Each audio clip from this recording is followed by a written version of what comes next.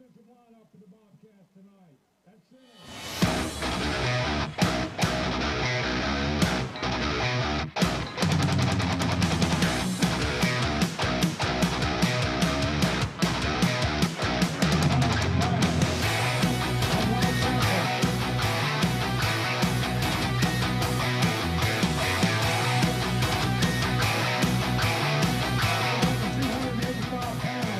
We are live at C.A. Douglas Field for a 6A Region 1 showdown. Spanish Fort comes in looking to regroup after a crushing loss to Saraland last week. As for Theodore, they had to squeak out an overtime win against Baldwin County last week. And tonight, they will honor their all-time winningest coach. Can the Bobcats keep their emotions in check and get an important region win? Or will the Toros charge in and play spoiler on a historic night? We're about to find out with the MCPSS High School Football Game of the Week. Good evening, I'm Al Wheaton, joined by Corey LeBounty. We are glad you're with us. Corey, we're nearly halfway through the season, and things are about to start getting real. 6A Region 1 contest. You couldn't ask for a better atmosphere out here at C.A. Douglas Field. You're competing here, trying to bounce back, as you mentioned, are the Toros. And you look at this Theodore Bobcat squad under first-year head coach Steve Mask. Well, what you're looking at is the defending 6A Region 1 champion. And even though this is a new Bobcat team, it has the same theme: togetherness, trying to repeat as region champions. That's right. We're here. Steve Mask is here. Now, he's not a newbie to the area. We know about him, and we'll talk about that later on. But right now, Corey, we need to talk about your checklist. What do these two teams need to do to get the win tonight? Absolutely, Al. Theodore, take advantage of opportunities given. If Spanish Fort gives them a short field, they need to take advantage of it. If they get a turnover, take advantage of it. Physicality, that is rule number one for any Theodore Bobcat team. Be physical in the trenches, at the line of scrimmage, and physicality is what it's going to take. Win the third phase of the game. They have one of the best specialists in the state of Alabama in Miguel Frias. He needs to flip the field and make those field goals. Also, for Spanish Fort, they must start fast and sustain drives. They don't need to go 3 and out tonight. They need to go ahead and burn the clock up and be efficient on offense, stopping the run. Theodore is known for loving to run the football. They have to be able to do so. Takeaways versus turnovers. If they're able to turn Theodore over, that will be a difference in today's contest for sure. All right, Corey, we'll check back with you on that checklist later on to see if those things came to fruition. Wow, you're getting an overhead shot right here at C.A. Douglas Field. It's starting to get packed out. We'll probably come back to that camera later on tonight, giving you a look of the sky. And speaking of the skies, Corey, I went to work today. Man, it was feeling great. I was feeling real good. And I got to the house and I said, oh, who cut the heater on? Man, the humidity has come out of nowhere. Let's take it down to the field. Our third member of the team, Kimberly Dunn's down there with the BSN weather forecast. Kimberly, am I going to get to cool off tonight? What is going on? I think we're in for another great week of football as we're here for week 5. This is the best it has felt so far for us this football season. We'll be entering tonight's game at 80 degrees, which is the coolest it's been so far. That humidity is going to be 54%, and it's going to climb a little bit with the humidity, but the temperatures will drop. So we will have a wonderful night for this competition and great weather. All right, we'll appreciate that. We'll be checking back in with Kimberly later on. Speaking of impacts, so the weather's going to have an impact, but we have some guys who's going to make an impact on the game tonight. It's time to get into the nuts and bolts of the game. Our Threaded Fasteners impact players. Corey, who are we looking at tonight? Tonight for the Theodore Bobcats, you're looking at Bobby Pruitt. This young man is committed to the University of Miami. He's a striker and an athlete for Steve Mask. Running back Braxton Clark, he's a senior, continues with that tough ground and pound mentality that Theodore has, is also effective out of the backfield as well. For Spanish Fort, Sterling Dixon Jr. This young man is verbally committed to the University of Alabama. He is the defensive end linebacker that can flat out get it done for the Toros. And Cole McConaughey. He's also that bookend, committed verbally to Louisville to play for the Cardinals. So it's a great defensive stoppage for the Spanish Fort Toro defense, trying to make a difference in tonight's contest. Threaded fasteners making a difference, providing solutions from the ground up since 1979. And Corey, I saw you went with 2 defensive guys for your impact players tonight for Spanish Fort, so we're really going to have to keep an eye out on that. Speaking of an eye, spotlight players tonight. Who are we going to put the spotlight on? Who are we going to keep up with tonight? 2 guys tonight you want to keep your eyes on. One of them is your impact player, Corey, Sterling Dixon for Spanish Fort. He was the 2022 3A Lineman of the Year last year. Currently 53 tackles. He's leading the Toros, 7 tackles for loss, 3 sacks, and 1 fumble recovery. And he ran that one back 99 yards for a touchdown. That was their only score against Saraland last week. And Braxton Clark, he's one part of that 2-headed monster they have over here at Theodore, and always known for running the ball.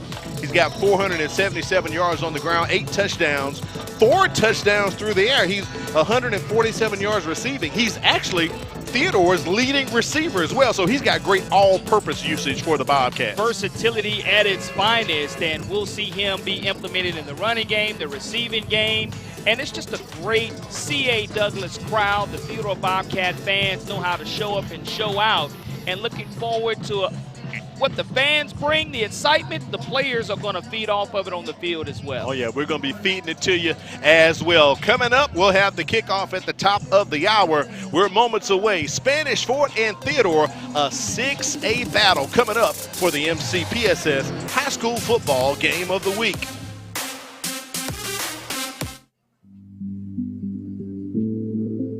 Mobile County Public Schools, the place that has it all. We have 90 schools that include rural, urban, and suburban schools of various sizes. We are also home to Alabama's first public school.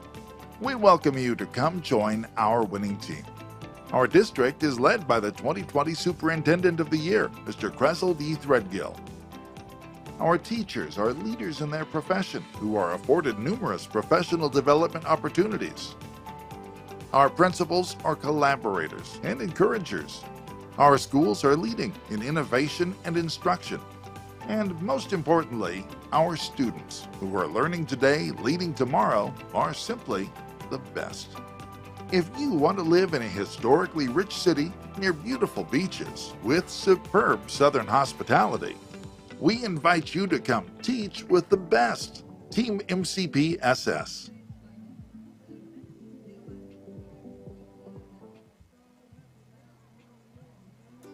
There's a lot to like about Mobile County Public Schools. What I enjoy about Mobile County School is the extra attention my teachers give us to help us learn.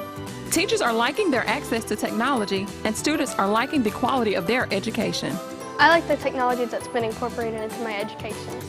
And since 1826, you have trusted us to prepare your child for their future, and we like that. Mobile County Public Schools. We are learning today, leading tomorrow. What's the matter, baby? You're not feeling good? School-age children are at a higher risk of getting and spreading germs and viruses. To help protect the spread, students are encouraged to stay home when sick.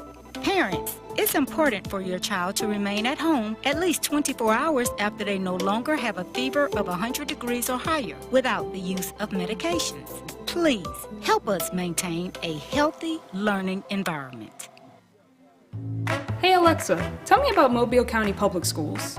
With 53,000 students in 90 schools, Mobile County Public Schools equips and empowers college and career-ready graduates. Several MCPSS schools are ranked among Alabama's top 10. Yearly, graduating students earned about $110 million in college scholarships and 10,000 career credentials. MCPSS is learning today, leading tomorrow. Does that answer your question? Thank you. You're welcome. Ayla, hi. Oh, hi, Sierra. How are you? Good. How are things? Things couldn't be better. What do you mean? Well, I just started this new job as a school teacher with the Mobile County Public Schools, and it has been a life changer. Great benefits, the hours are great, and great students. Just overall, it's a great opportunity. Oh, wow, that sounds great. Yeah. I'm going to look into that. You should. For more information, visit mcpss.com/job opportunities. It's your time, it's your season, and you are made for more. More confidence, more style, and more bling. The Genuine Bling is here to deliver you more bling and more fashion. With new styles added daily, you can shop anytime and look fabulous. Join me, Charmaine Watson, on the $5 Frenzy every Sunday, Monday, Tuesday, and Thursday at 7 p.m. on Facebook Live. It's cute, it's fabulous, it's fashionable, it's $5, it's paparazzi. Mobile County Public Schools, the place that has it all. We have 90 schools that include rural, urban, and suburban schools of various sizes. We are also home to Alabama's first public school. We welcome you to come join our winning team. Our district is led by the 2020 Superintendent of the Year, Mr. Cresel D. Threadgill. Our teachers are leaders in their profession who are afforded numerous professional development opportunities. Our principals are collaborators and encouragers. Our schools are leading in innovation and instruction. And most importantly, our students who are learning today, leading tomorrow, are simply the best. If you want to live in a historically rich city near beautiful beaches with superb Southern hospitality, we invite you to come teach with the best, Team MCPSS.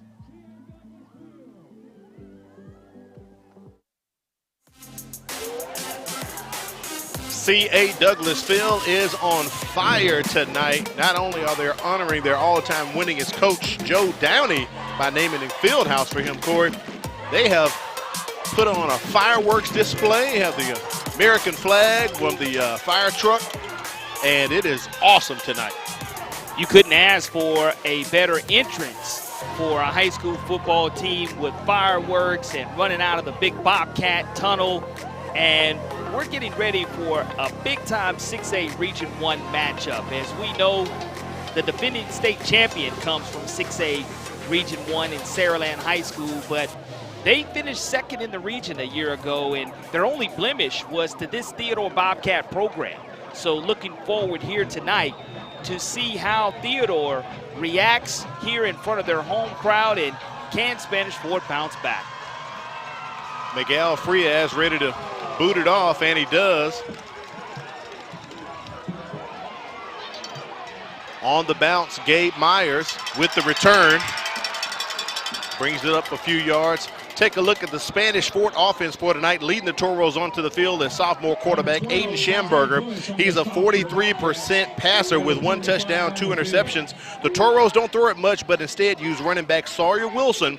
Wilson has rushed for over 300 yards with 2 scores and no fumbles. When Spanish Fort passes, look for wide receiver Justin Bonner to make the grab. He averages 18.4 yards a reception. Up front, the Toros are young with seniors Blake Smith and Bree Blackman anchoring the line. They have a combined 21 pancakes on that line, and they average a small 222 pounds. The Toros are +5 in turnover ratio, and we've had our first penalty of the contest. Block in the back on the kickoff, which will back up the Toros. Now they're going to take over right around their own 8-yard line, and we'll see their quarterback Aiden Schamberger, the 6'1", 160-pound sophomore, run the offense for the Toros deep in their own territory. Ball sitting at about the 8-yard line. Schamberger goes back to pass. Pass is complete. That's going to be enough for a first down as he gets it out to Justin Bonner. Just talked about him, and the chains are moving for Spanish Fort, playing a little tempo right here as they look to the sidelines to get the offensive call from offensive coordinator Justin Thomas. 9th reception of the season for Bonner, 5'10", 175-pound sophomore, but great rhythm and confidence early for Aiden Schamberger. And you look in the defensive secondary, making the tackle J.J. Bush, the 6'2", 192 sophomore. Toros up to about the 23-yard line. Handoff. That's their money guy, Wilson, right there, who gets a couple. Second down coming up for the Toros. Tag team by Kevin Norwood, the big plugger up front for the Theodore defense. 6'1", 305-pound senior from his nose tackle position. Gets help by T.J. Davis, the 5'8", 202-pound senior linebacker. Great job by the defense making sure no gain on the play. Second down coming up here.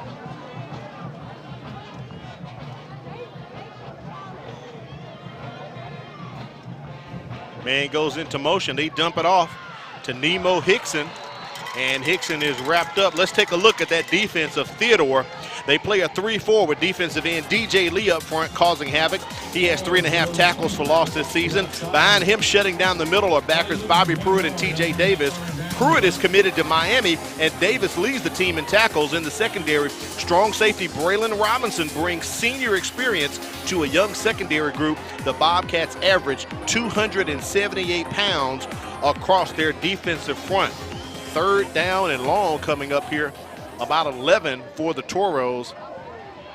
Schamberger back to throw again, and he one-hops that one, so it's going to be fourth down here coming up for Spanish Fort. And now when we're looking at what occurred on third down, you throw that incomplete pass, but on second down, when Nemo Hickson was tripped up by the turf, it created a different schedule for offensive coordinator Justin Thomas. Now we'll see here if the Bobcats get in prime-time real estate field position off of this short field that started due to the block in the back to begin the game.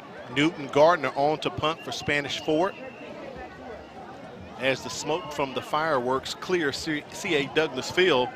Braylon Robinson at the midfield stripe right at the 50. High snap, but Gardner gets off a nice one, puts his foot into that one and drives Robinson back. But he does pick it up. That is a live ball. He caught him off guard up to the midfield stripe. He is pushed out of bounds. Great return right there by Braylon Robinson. Take a look at the Theodore offense. Leading the Bobcats on the field is quarterback Cam Rigby. He's a 57% passer with 5 touchdowns and 1 interception. But the Bobcats will be more run dependent behind Braxton Clark. Clark averages 8.8 yards a carry with 8 scores and 4 receiving. When Theodore does pass, look for Rigby to hook up with Tyree Scott, averaging 7.4 yards per catch. Up front, the Bobcats are well experienced. Cam Rogers, Gianni Smith, Andrew Gay, and Michael Braggs. They average a hefty 292 pounds. The Bobcats, Corey, are +2 in turnover ratio. And I will say this, what you're looking at is a great job of the Toros being able to flip the field. Veteran quarterback Cam Rigby's been calling the signals for the Bobcats for some time now, and he's grown into this role. And when you do look at Braxton Clark receiving this football, I think offensively is the first team to score 14 points will be the team to win this game, Al. So we'll see if the defense are going to bow up and keep this a low-scoring game, or whether these offenses are going to be able to rev it up. 1st and 10 for Theodore on the 47-yard line of Spanish Fort. Play action. Rigby rolls out to his right. Pass is completed, but the ball is knocked out. That's a fumble. We might have our first turnover. Incomplete. They are saying it is incomplete. He did not have possession of the ball as Rigby was trying to get that pass completed to Rayshard Earl, the tight big fullback coming out of the backfield. Second down. And he's probably lucky that he did not catch it, because if he would have gathered himself, that helmet was put right on the football, knocking it loose, but not before he was able to possess it. 2nd and 10 now for the Bobcats, as we're going to have a stoppage in play. Paul Brooks, our white hat tonight, pulling some of the other officials over to discuss some things.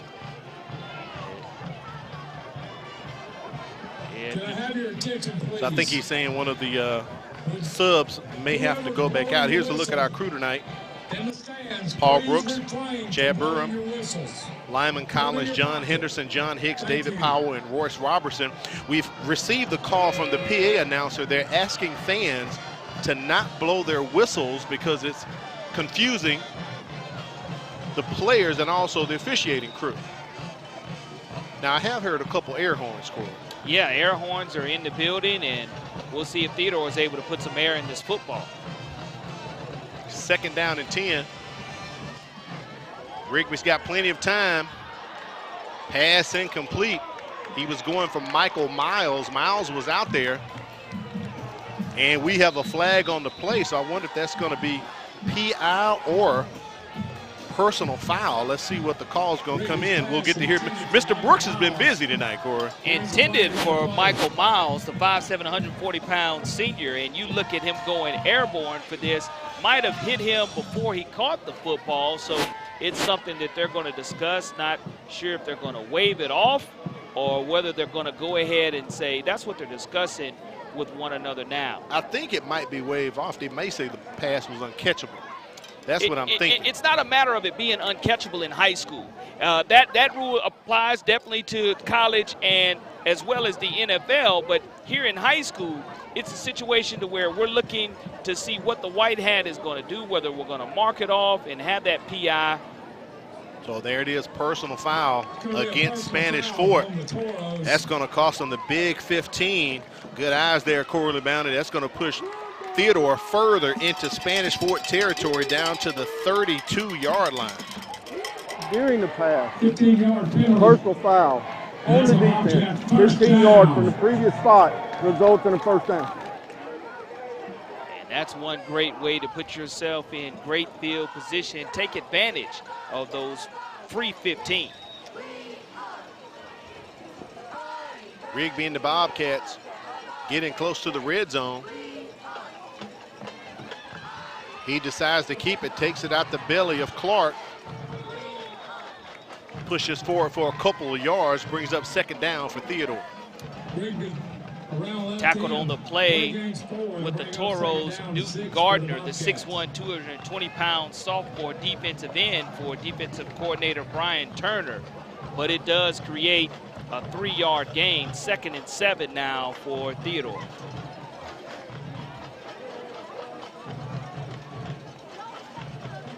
Coach Steve Mass told us they're about 60-40 run pass. That was their first run. Now they give it to Clark, toss it out to Clark as he gets up to the 30-yard line, tackled by Sterling Dixon, one of our threaded faster impact players tonight, and a spotlight player we're looking at.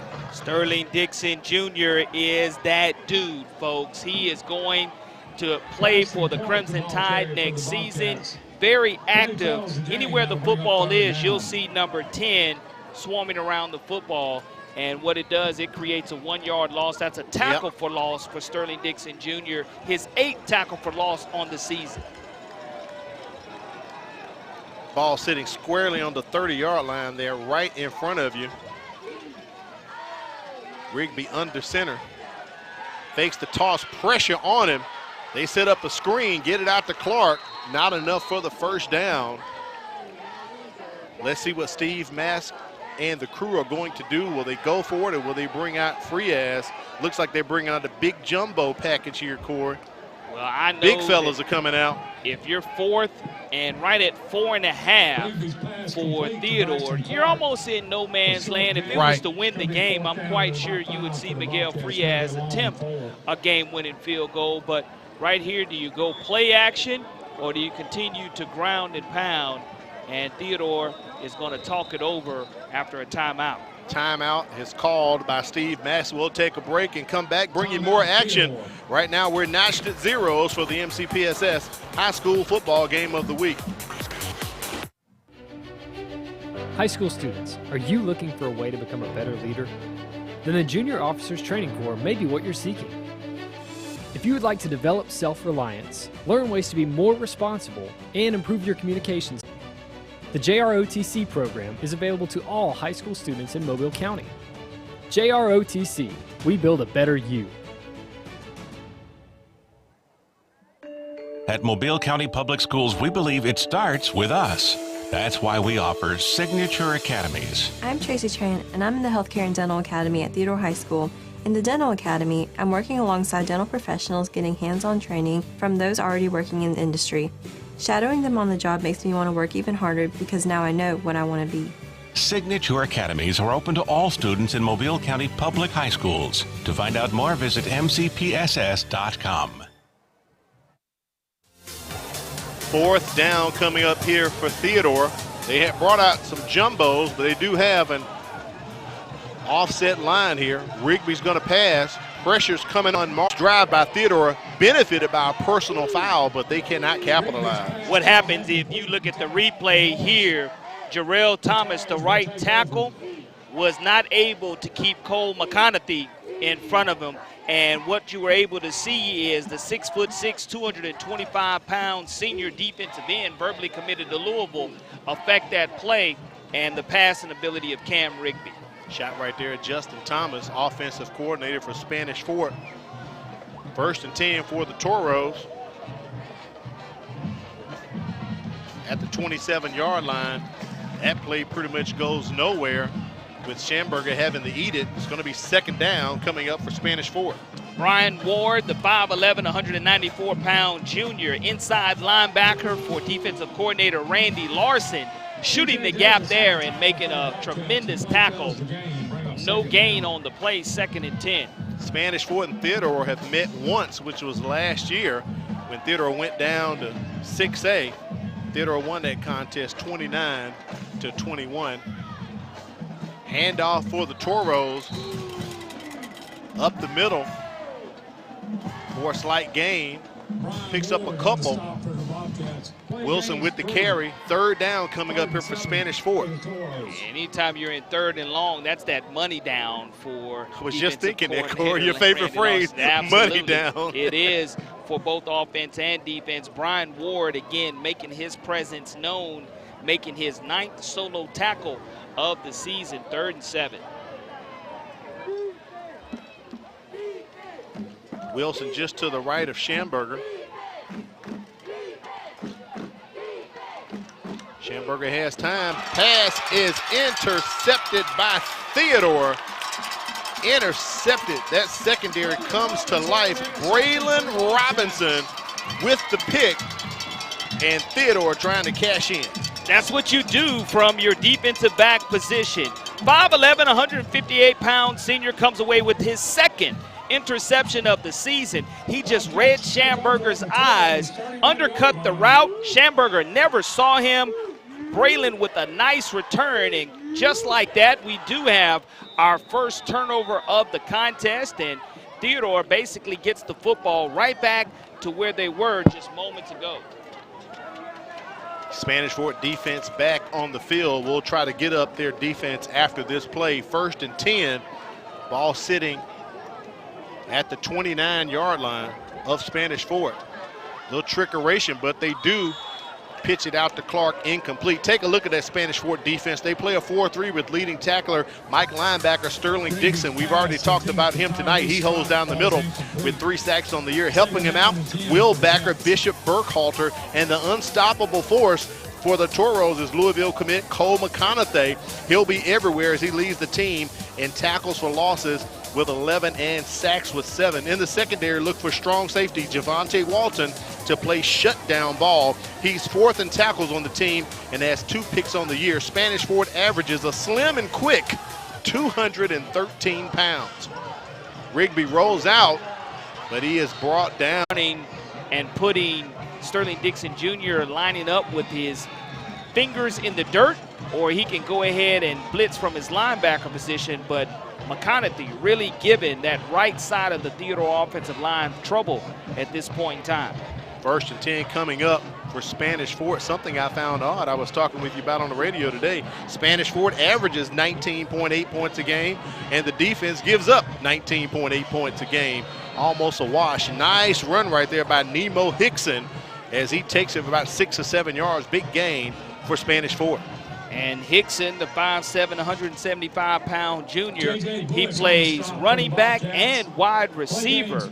And here it is, you have 2 great defenses battling out with one another. I say the first one to score 14 will be the winner of this contest. So far, it's been bend but don't break for both of these squads defensively. 2nd down and 5. Jet sweep as they give it to Myers. He tries to cut in, picks up a couple. Let's see where they mark it at. Gabe Myers on the jet sweep out of his wide out position. Looks like they're going to put it at about the 37 or 38 yard line. So third down and short coming up here for the Toros. And we do see Bobby Pruitt, 6'3", 190-pound senior, who is verbally committed to Miami, comes up from his outside linebacker position, and we'll see if this big, stout defensive line of Theodore can get a push up front and disrupt what Aiden Schamberger wants to do offensively. Drew Williamson checks in for quarterback, and we have whistles all across the field. I think Spanish Fort going to call timeout. Chase Smith does decide to burn his first timeout. So we'll take a break as well. We'll be back in 60 seconds. You're watching the MCPSS High School Football Game of the Week.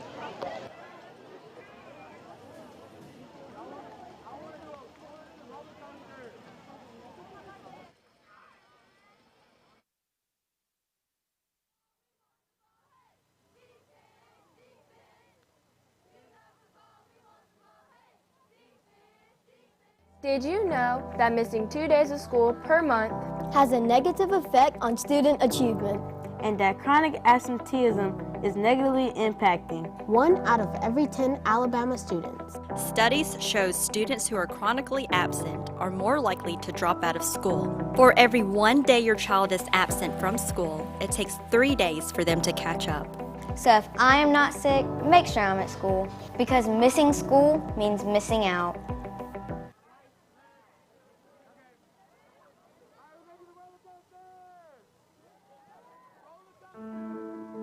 A teacher is one of the biggest investors in a community. They impact the lives of those we value the most. Teachers share knowledge which helps shape and mold our future leaders. Teachers show direction and help build a sense of purpose. Are you ready to make a change? For more information on teaching opportunities, teacher incentives, or to apply with the Mobile County Public Schools, log on to www.mcpss.com.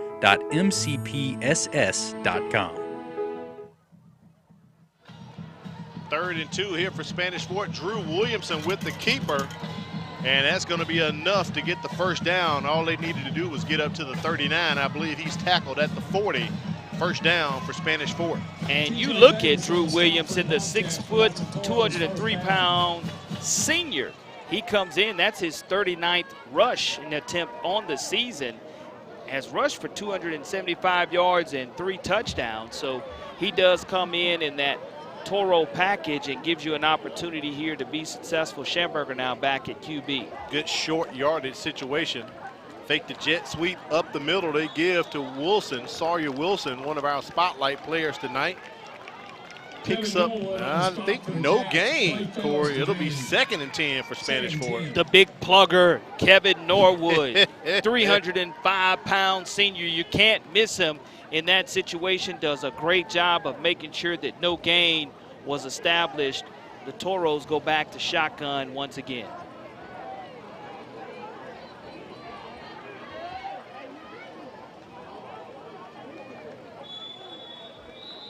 Stoppage and play. We do have laundry here near the Theodore sideline. Prior to the snap, false start, 5-yard penalty on the offense. So that'll push the Toros back 5 yards. They'll head back to the 35-yard line, so it'll come up 2nd and 15 for Schamberger and the Toros. Well, now you're behind schedule if you're offensive coordinator Justin Thomas. You want to make sure that Aiden Schamberger continues to do a good job of not forcing the football. Already has 1 interception. Just take what the defense gives you. Make the handoff to Wilson, and he catches his receiver in stride. Justin Bonner hauls it in Bobcats territory. The first time Spanish Fort has entered Theodore's territory tonight. Wonderful throw by Aiden Schamberger, his 19th completion on the season. Connects with Bonner, his 9th reception of the season. In stride right along that hash, and that's pitch and catch. Great job, great throw. That's the patience, taking what the defense gives you by Schamberger. 1st and 10 on the 38 of Theodore. Takes it out the belly of Wilson. Straight up the gut goes Aiden Schamberger. Look at him go as he crosses into the red zone at the 19. The young man shows the Jets right there for a score. And what it does is it creates a sense of confidence. Once you're able to complete that pass earlier in the previous possession, you go right back and you show your legs and your versatility as a dual threat quarterback, as he is able to gobble up bunches of yards and comes close to now getting Spanish Fort into scoring position as they get in the red zone area. Correction, not the 19. He's at the 14. Pistol formation here for Spanish Fort. Wilson goes up the middle, picks up maybe one. Let's see if they give him credit for one, or that will be possibly no gain on the play. No, 2nd and 10. Norwood and DJ Lee both from that defensive line position, and we'll have an injury timeout here on the field for the Toros. This was timeout on the field. Looks like Chandler Wilson down on the field for the Toros. Tight end Chandler Wilson. Let's take it down to the sidelines. Our first check-in with Kimberly Dunn. I'm here with the principal for Theodore High School, Mr. Hardigree. Thank you so much for taking time to talk with us tonight. Absolutely. Welcome to CA Douglas Field. All right, I know that there's a lot of exciting things going on with your football program, but we want to talk a little bit and highlight the academics. Can you tell us some exciting things going on at Theodore High School? Without a doubt. You know, we have a new logistics community coming into Theodore High School, and we've started a new logistics academy here at Theodore with a new young teacher, Mr. Stringer, who's going to establish that for us. He's going to establish the first course of a 3-course sequence. Inside of 3 years, it has been told to me that our logistics part's going to need 8,000 to 10,000 employees. So with that being said, I thought on the front end, Theodore High School would be a great spot for our blue collar, for our working class young people who love to go to work, love to clock in, love to go out there and establish a career and make a living right off the bat. Now, Theodore is the only school in Mobile County that offers dental as one of the signature academies. Can you tell viewers and parents a little bit about that? Oh, absolutely. You know, we're the only dental program in the entire state of Alabama, along with the only logistics program in the entire state of Alabama. So our dental program's been established for 12 years. It's pumping out some great quality young people who not only going into the workforce, but they're also going on to the dental academies at UAB and other various dental schools throughout the Southeast. Now, if any parents or students are interested in participating in either one of these, where can they go to find more information? Absolutely. Well, our academy specialist, Deborah Pippin, is probably the best in the business, who does what she does. But any time they can reach out to Theodore High School, they can come to the front office, they can establish a website, our Facebook, all our social media is intact. We're more than welcome to sit down and speak with any parents who's interested in any of our academies. All right, thank you so much, Principal Hardigree, and best of luck to you tonight. All right, thank you so much. Thank you, Kimberly. We appreciate that. And right as the interview wraps up, Chase Smith calls a timeout. So Spanish Fort has used 2 of their timeouts. 6 seconds remain here in the first quarter of play.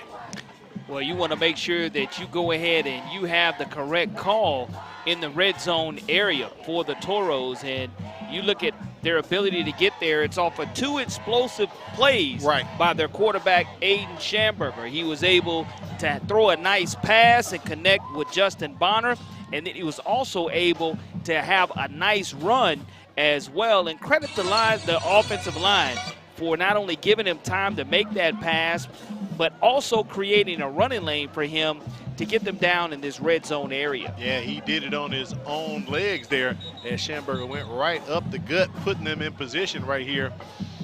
Ball sitting at the 14-yard line, 2nd and 10 inside of the red zone as Spanish Fort trying to get on the board. They only scored once last week, and that was not offensively. If you weren't with us at the beginning of the broadcast, that was a 99-yard fumble return by Sterling Dixon off of defense. So the Toros not used to getting shut out, Corey. They want to get some points on the board. 2nd and 10 coming up. Schamberger has time, escapes the pocket, uses those legs once again as he gets down to about the 5-yard line. 3rd, and we'll call it about maybe 2 yards to go here. Quarter ends right there on that play, and that's a great scramble by Schamberger. Great patience in the pocket, taking what the defense was able to give him. and we'll play another 12 minutes as we're scoreless here at C.A. Douglas Field in Theodore, Alabama.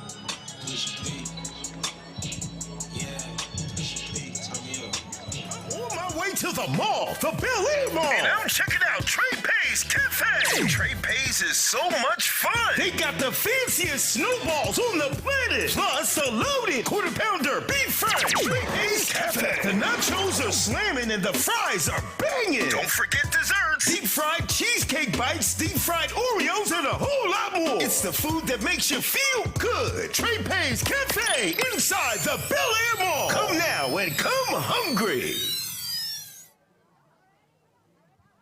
Do you feel alone, overwhelmed, or helpless? There's hope. There's hope. Call or text 988. You don't have to face your crisis alone.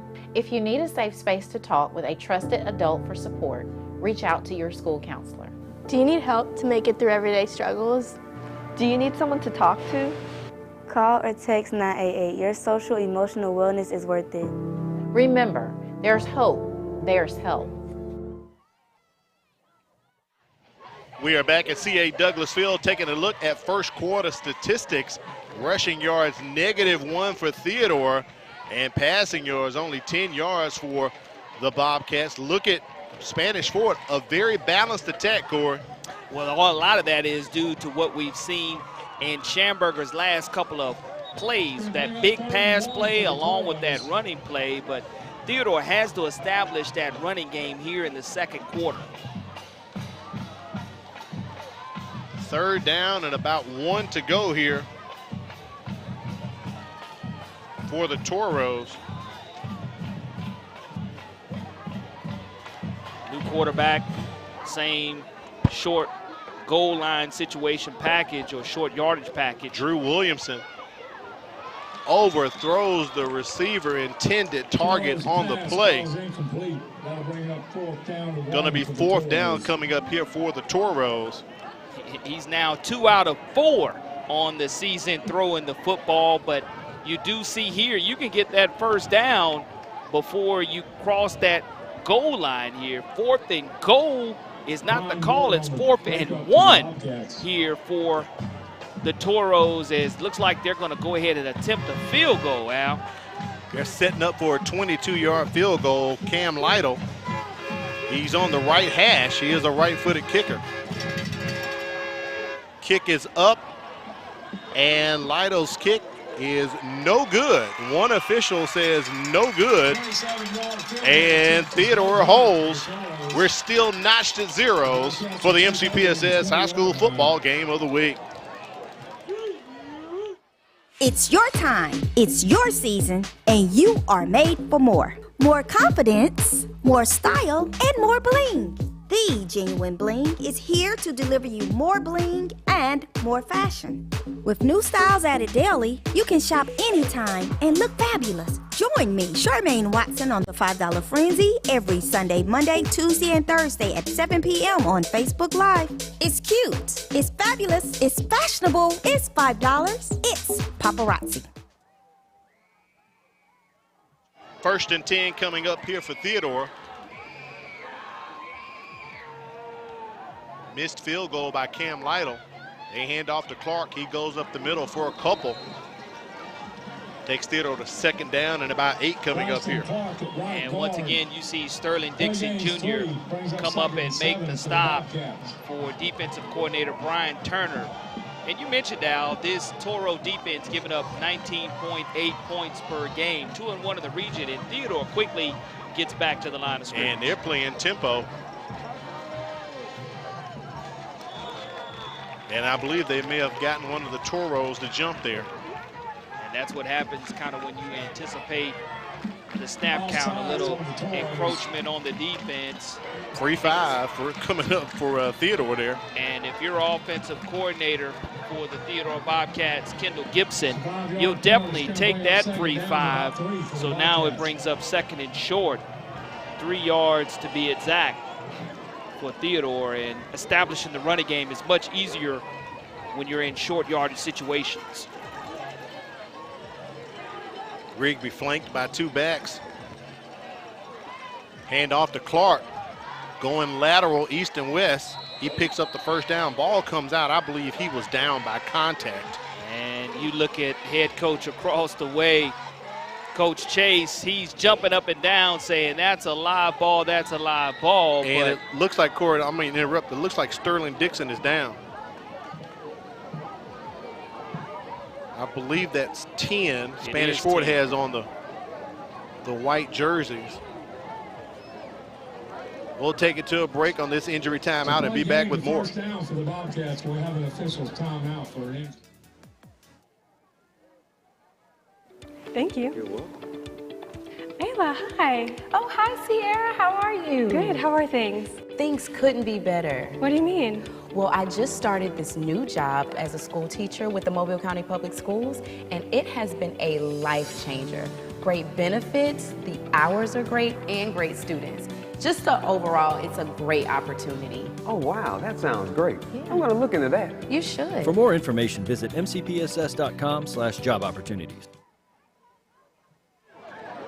Got to thank Firehouse Subs, one of our sponsors for the MCPSS High School Football Game of the Week. Enjoy more subs and save more lives with a portion of subs purchased at Firehouse going to the Firehouse Subs Public Safety Foundation.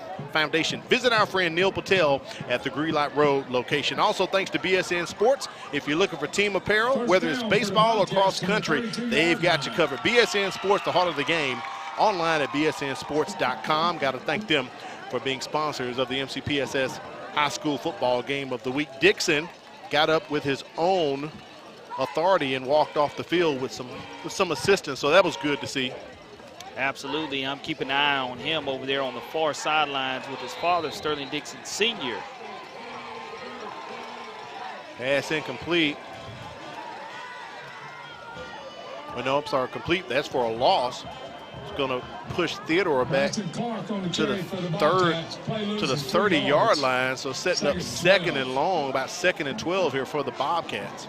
Now you do see on the far sideline, Sterling Dixon Jr.'s shoulder pads have been taken off, and he's grimacing at his shoulder, so you hope it's nothing worse or nothing bad there, and want to wish him the best. And off to Clark, and he is upended right near the original line of scrimmage, maybe a gain of 2 or 3. It'll be 3rd and long coming up here for the Bobcats. And it's going to be imperative here for Theodore to go ahead and try to get back at least half of this. If you're not able to complete this pass, you want to try to at least try to flip the field with Miguel Frias, because you know you do have a weapon for a punter, but just don't turn it over right here if you're Steve Mass Bobcat squad.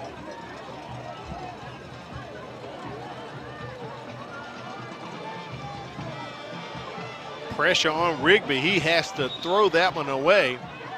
They had the pressure on him from the outside. Drew Panamon from his jack position gets right in his face, so it's going to be 4th down coming up for the Bobcats.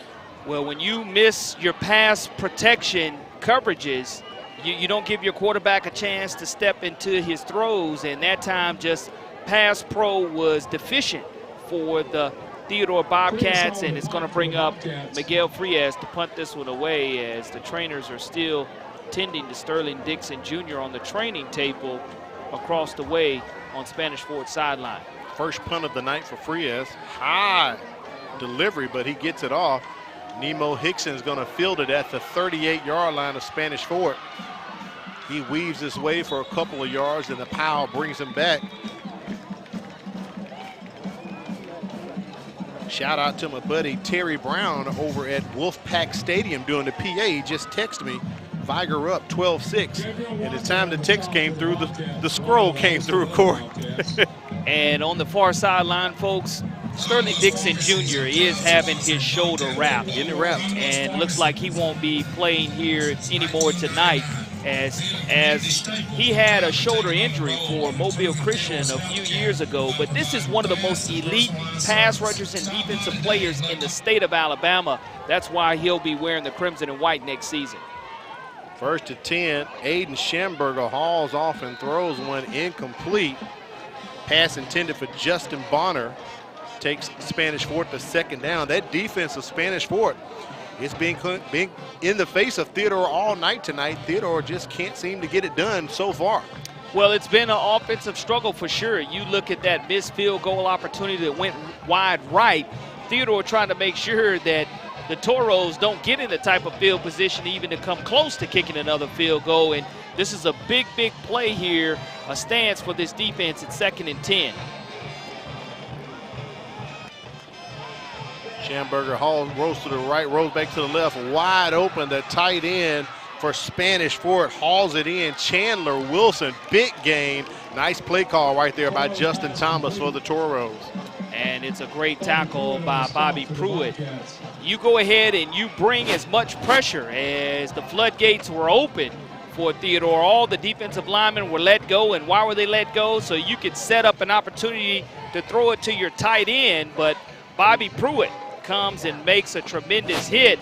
And it's still going to be good enough for Toros first down as they cross midfield, I think, for the 2nd time tonight. That's right.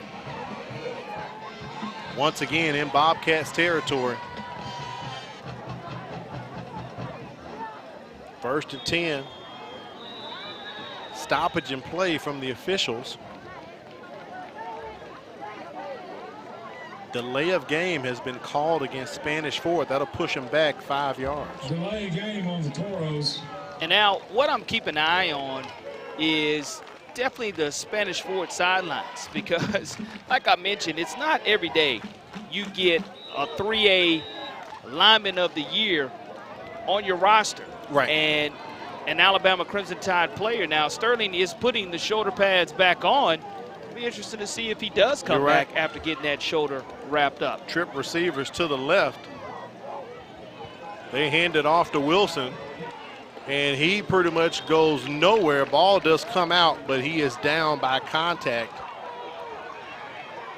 A little extracurricular there after the play, no flag, so it's going to bring up 2nd down and about 15 once again. No gain on the play for the Toros. Well, we've seen two tremendous defenses be exhibited here so far tonight in this key 6A Region 1 matchup. Spanish Fort and their offense trying to march down the field, led by offensive coordinator Justin Thomas. Schamberger, when he gets into a rhythm, he's dangerous. All it takes is one play to get him sparked. 5 seconds on the play clock, they get it off.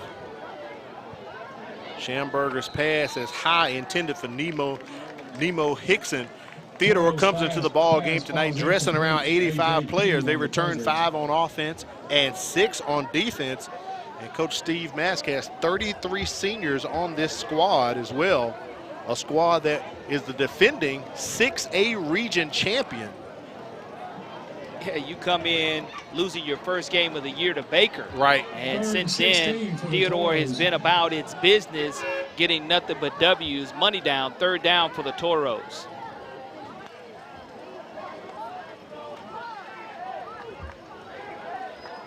They're setting up the screen. Wilson receives it. He has blockers in front of him. But Theodore bows up as they tackle him at about the 41-yard line. That's going to be short. So it'll be 4th down here coming up for the Toros. Great job by Vontae Richardson, 5'9", 194-pound senior. You look at him be able to make this stick. He gets off of his blocker who tries to keep him from making the tackle. Outstanding job here of bringing up 4th down, and Theodore will once again get the football and have an opportunity to work on its rushing attack. Braylon Robinson has a interception tonight. He's standing at the 10-yard line awaiting the punt of Newton Gardner. Gardner with a line drive that's going near the sidelines, outside of the numbers. Great punt. Let's check in with Kimberly Dunn with the injury update on Sterling Dixon. Hey guys, I was able to check in on Sterling Dixon, and he said it was actually a pre-existing injury that he had on his shoulder. So all they did was wrap him up real good, and he said he will be playing the rest of the ball game, and he's eager to get back on the field. Thank you, Kimberly. I appreciate that. Now, Corey, I know the Powerball rolled over this week, and I heard you say earlier that was a pre-existing condition, a pre-existing injury already on Dixon. Corey, I may need to holler at you after the game. send you across the line to get me some tickets, buddy. Yeah, that's one of those situations to where when you do look at his shoulder, they took the ace bandages, wrapped it up, but that shows the type of dominating physical mentality that Dixon Jr. has, wanting to be with his guys out on the battlefield. 1st and 10 from the 5. Braxton Clark with the carry for Theodore, picks up 1 or 2 as we're approaching the 6-minute mark of the ball game. Braxton Clark on the carry for the Bobcats. 2nd down here for Theodore. They'll give him credit for about 4, so we'll call it 2nd and 6.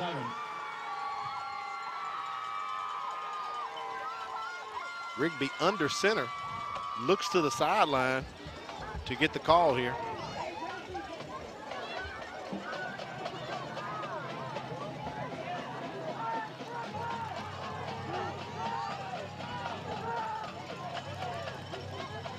Hand off to Clark, gets a nice block from Rashard Earl, and he scoots out of bounds from maybe 1 or 2. Brings up 3rd down, and we'll call it about 5 or maybe 4 yards here for the Bobcats. Just not a lot of room there for him to bounce around to that outside, and credit to this great Spanish Fort Toro defense for holding the Bobcats' big offensive linemen to not allowing them to gain any positive yardage here, rushing the football. Now you're looking at 3rd and about 2 yards to go. The line to gain is right at the 15, Corey. Got to have big push right here, Al. Power I formation once again. Steve Mass going old school. Clark goes right up the A gap, but he's going to be short of the line to gain.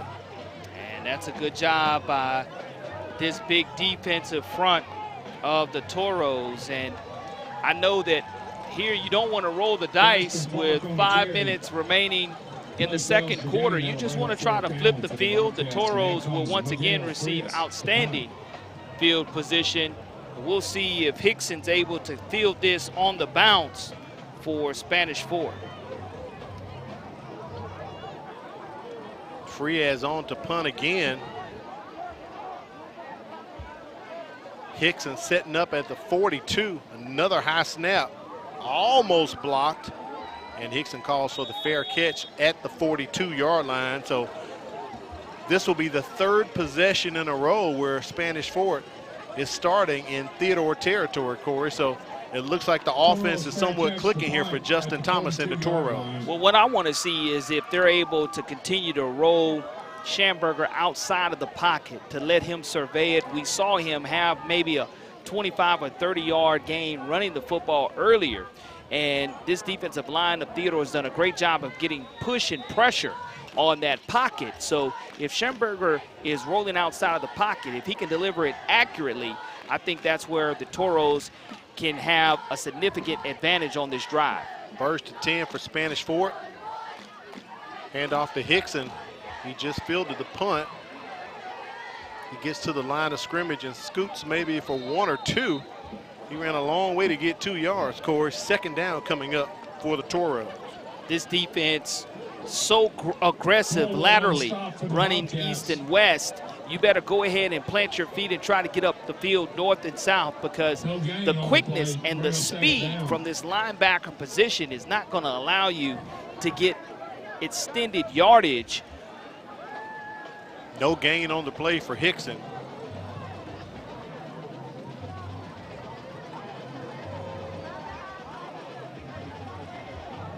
Another screen set up by Spanish Fort. Chandler Wilson with the reception is for a loss, but there is a flag on the play. Great job of staying at home by the linebacker. And the referees are going to give us our call right here. For the snap, illegal shift. 2 men moving at the same time. That penalty is declined. 3rd down. I did see Bonner moving, and I believe it may have been Hickson moving at the same time.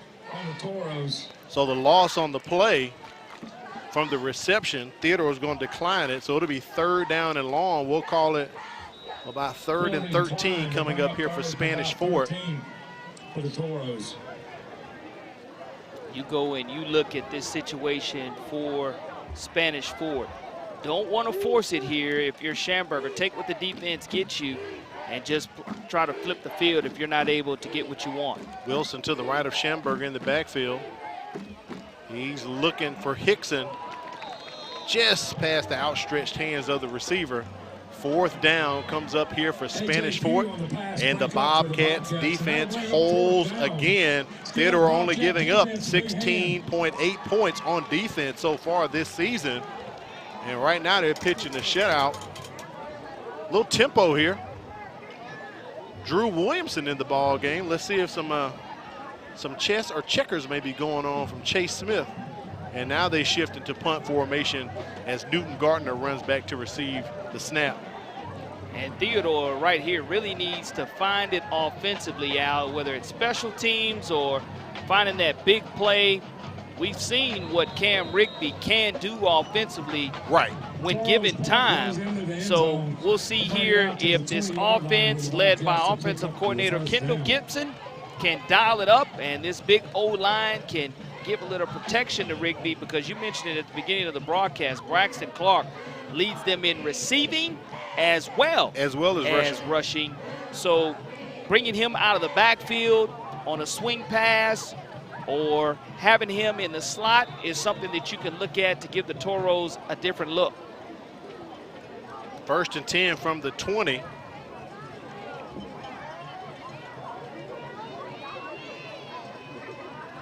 Rigby awaits the snap. You called it, Corey, a little swing pass out to Clark, but he is wrapped up immediately by Newton Gardner, who just punted the ball for the Toros. Yeah, I like the idea. You're not able to get that dominance at the line of scrimmage like you would like, but now here's where you hit them. You say, you know what, I'm still going to find a way to get my playmakers the ball in space. And you do look at Tyrese Scott or Dion Morris. You definitely still can bring Braxton Clark out of the backfield as well. 2nd and 11 for Theodore. They hand it off to Clark. He runs around the left side. A flag is thrown on the play in the vicinity of possibly a hold. 2 flags on the ground, as we'll await the call from Paul Brooks. And he signals holding against Theodore.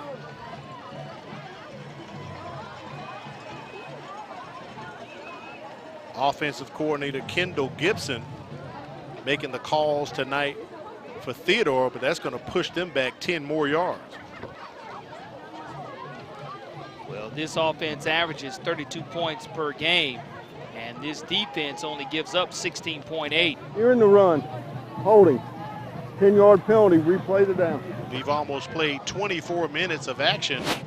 One of our statisticians, Matt Moore, says that is Theodore's first penalty of the ball game. 10 yards, that's going to bring up 2nd. Great disciplined squad that Steve Mask has, but now you're looking at 2nd and close to 21 yards to go now.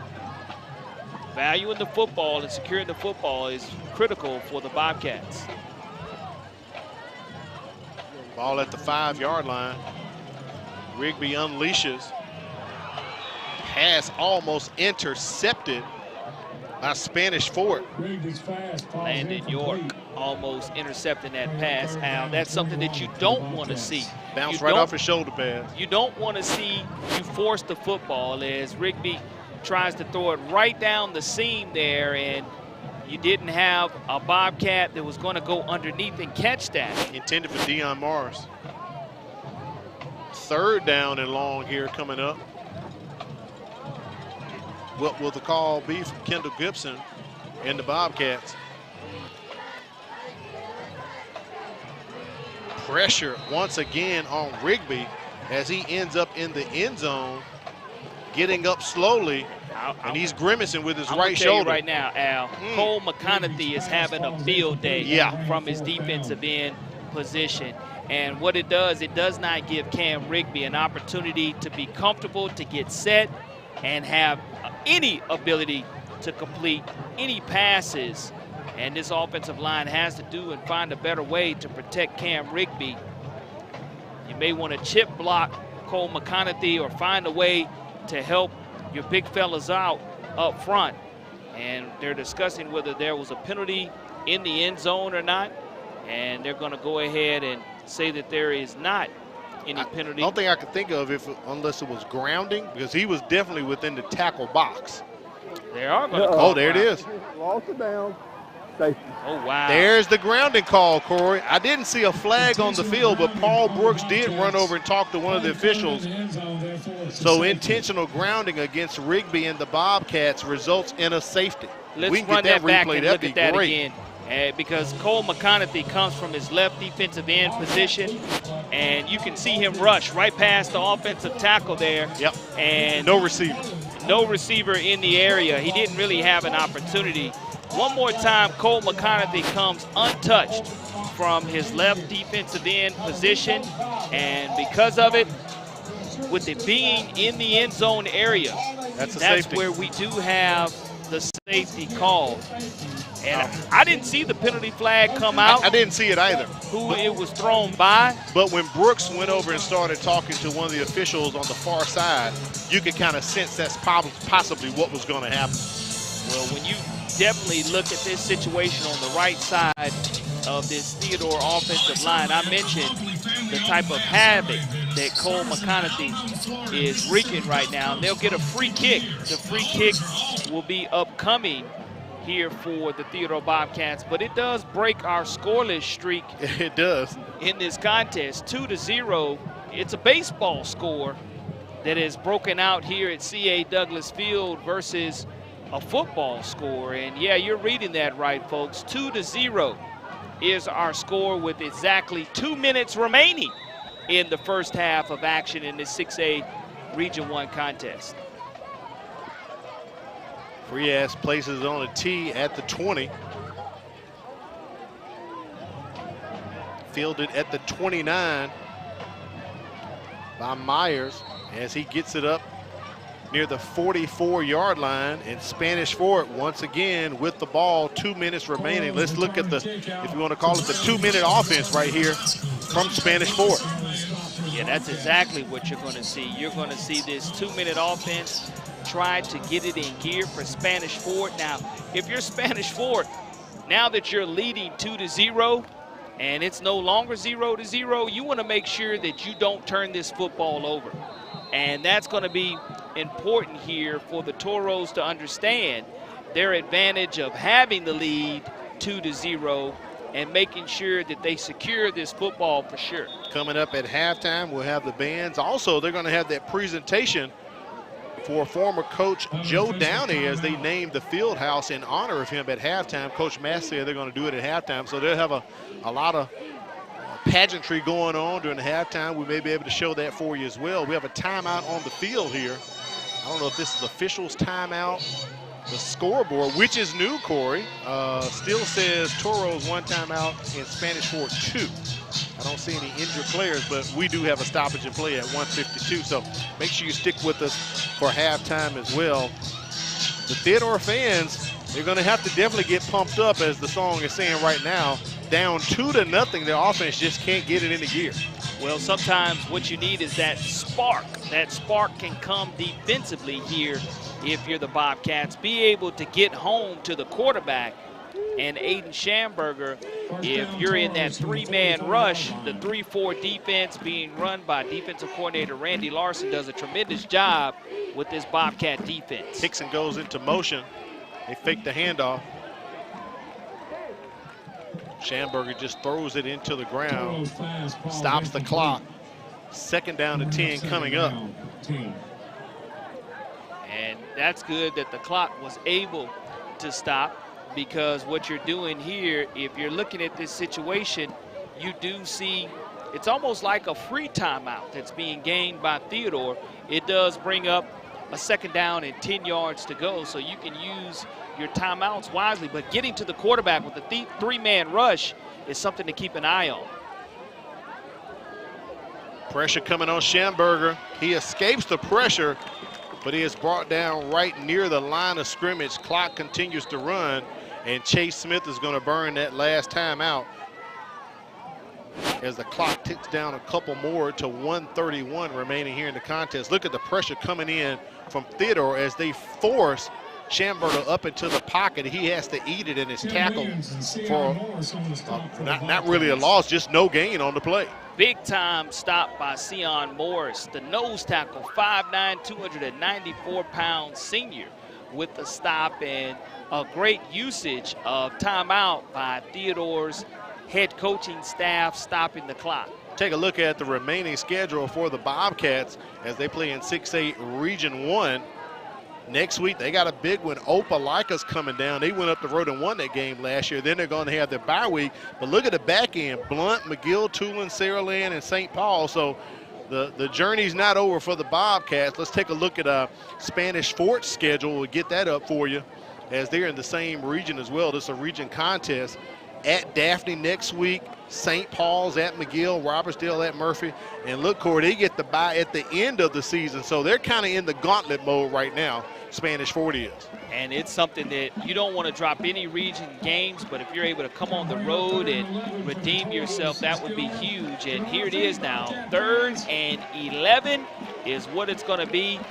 3-man rush, getting home to Schamberger, disrupting the play. You have trips to the left, the bottom of the screen.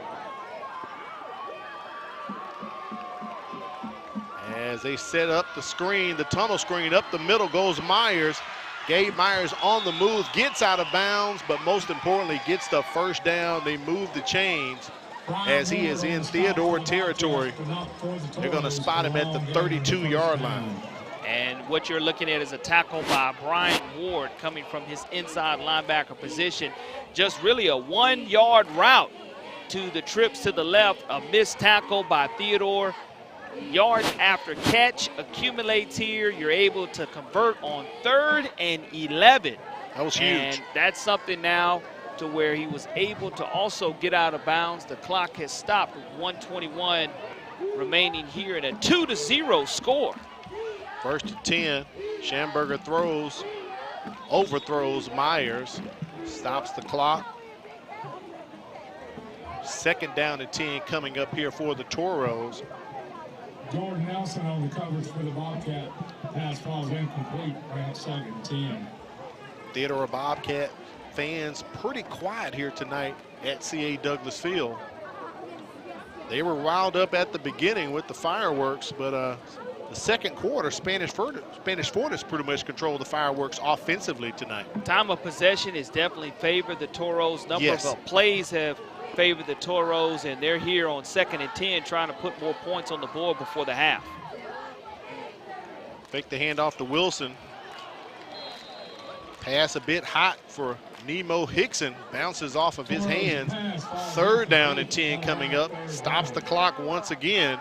Spanish Fort out of timeouts. Theodore has 2 remaining, and we have 69 seconds remaining here in the first half.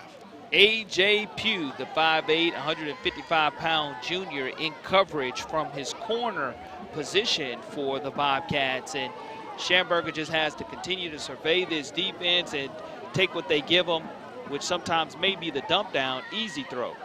Bonner in motion.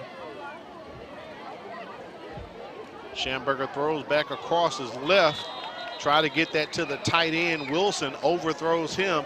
4th and 10 coming up here for Spanish Fort. Definitely expecting them to go for it, but the PA announcer says there's a flag on the play. And what's interesting is Chandler Wilson, the tight end, he was wide open on that play, and we'll take a look here and see what the white hat is going to give us. Legal participation or down the field there. Looking over to Steve Master. Receiver downfield on the Toros. So one of the big fellas. During the pass, an eligible receiver downfield on offense, that penalty is declined. One of the big fellas leaked out too far.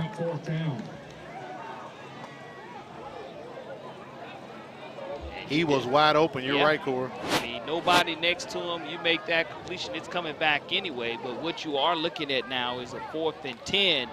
We've seen the Toros try to shift formations and get the Bobcats to jump. And they're lining up Cam Lytle to attempt a field goal. This would be a 49-yard field goal for Lytle.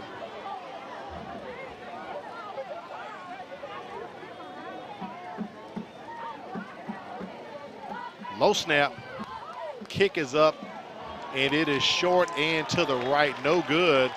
So Lytle's second field goal attempt tonight, no good. He's 0 for 2. Ball over on downs to Theodore. I was expecting a fake there, Corey. I wasn't expecting a fake because now if you did fake it or if it's blocked, that could lead to that explosive play for Theodore. So what you are risking is it being a low snap and being blocked and Theodore getting that football. But a 49-yard field goal attempt, we talked to Coach during warm-ups, and that's one of those toward the end of the half that you roll the dice on. The distance probably would have been a little bit short even if it had been directly down the middle of the field. But if you're Theodore here, do you want to go ahead and gamble and take that one shot? I say no. Go ahead and give it to your back, Braxton Clark here. Let him pound and ground. Reassess yourself at halftime and try to get some momentum going. I'm pretty sure the Bobcat faithful wouldn't like that, but I'm with you, Corey. You want to get to the locker room as soon as you can. Clark with the carry, and the flag comes in. I think they may have gotten McConaughey with a face mask right there. Either that or a horse collar. One of the two, right? Dipped right underneath the shoulder pad area. It looked like he swung him down. So we'll see if it's a horse collar. Personal foul, face mask on the defense. 15-yard penalty. What you do see here, Al, is the ability for number 6 to continue to disrupt this Theodore offensive line, and that's something that has to be fixed for Theodore here in the second half. You can't allow this pressure to be in the backfield here as the clock gets ready to run and chopped into play, Al. I know this much. Theodore is going to talk about things offensively and make a difference in the second half. 1st and 10 at the 34. Rigby has time. Pass is complete. Near the first down. They're running tempo right now. Tyrese Scott hauls it in. Play gains 9, 2nd down. Steve Mask does have 2 timeouts. 2nd down is short. Clock continues to tick. And now the officials stopped. I think the chain gang's trying to get it together. So it was enough for the first down. The chain gang gets it together. Here we are, 1st and 10.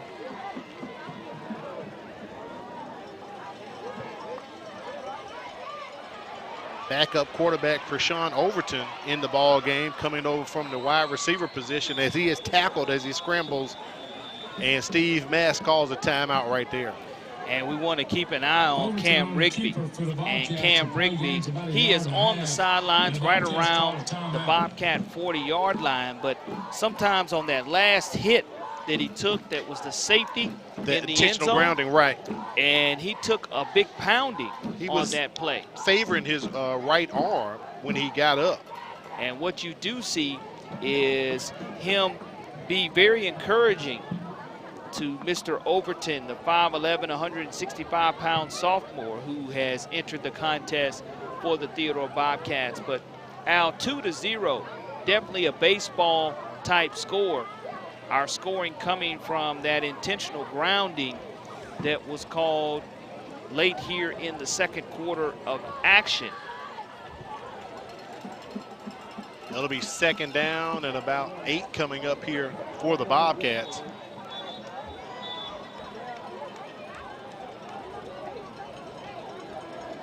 Overton still at the quarterback position.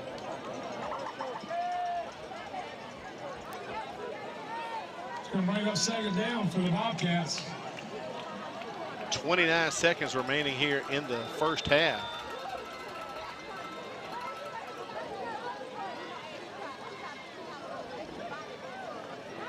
Overton has time, steps up into the pocket, and he is tackled. Ball comes out. I think Theodore may have gotten on top of it, but Spanish Fort is jumping up and down as if they have it. That will be Theodore's first turnover of the night. And what you do see is the Toros offense getting ready to take the field. And it is.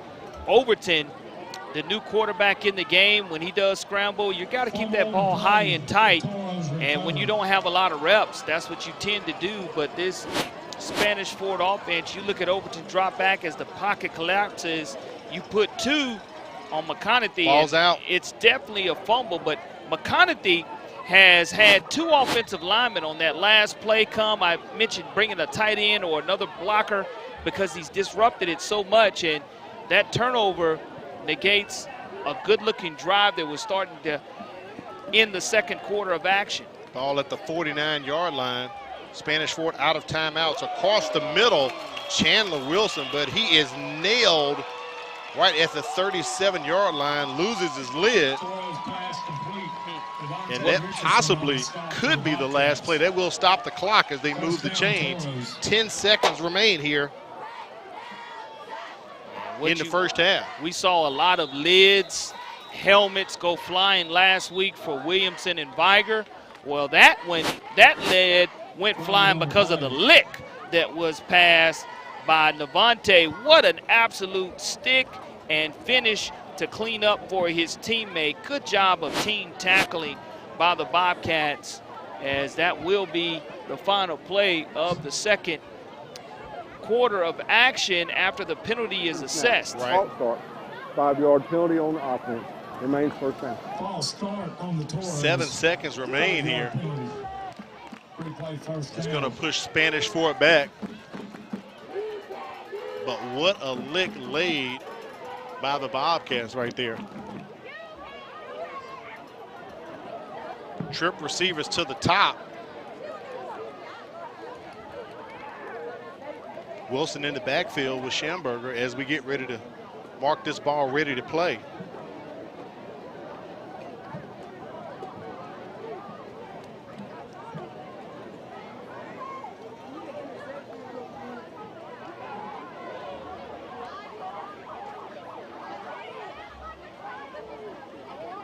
Looks like they want to put some more time. It appears that way, Corey. As they are communicating maybe up to top 10 seconds or 12 seconds there.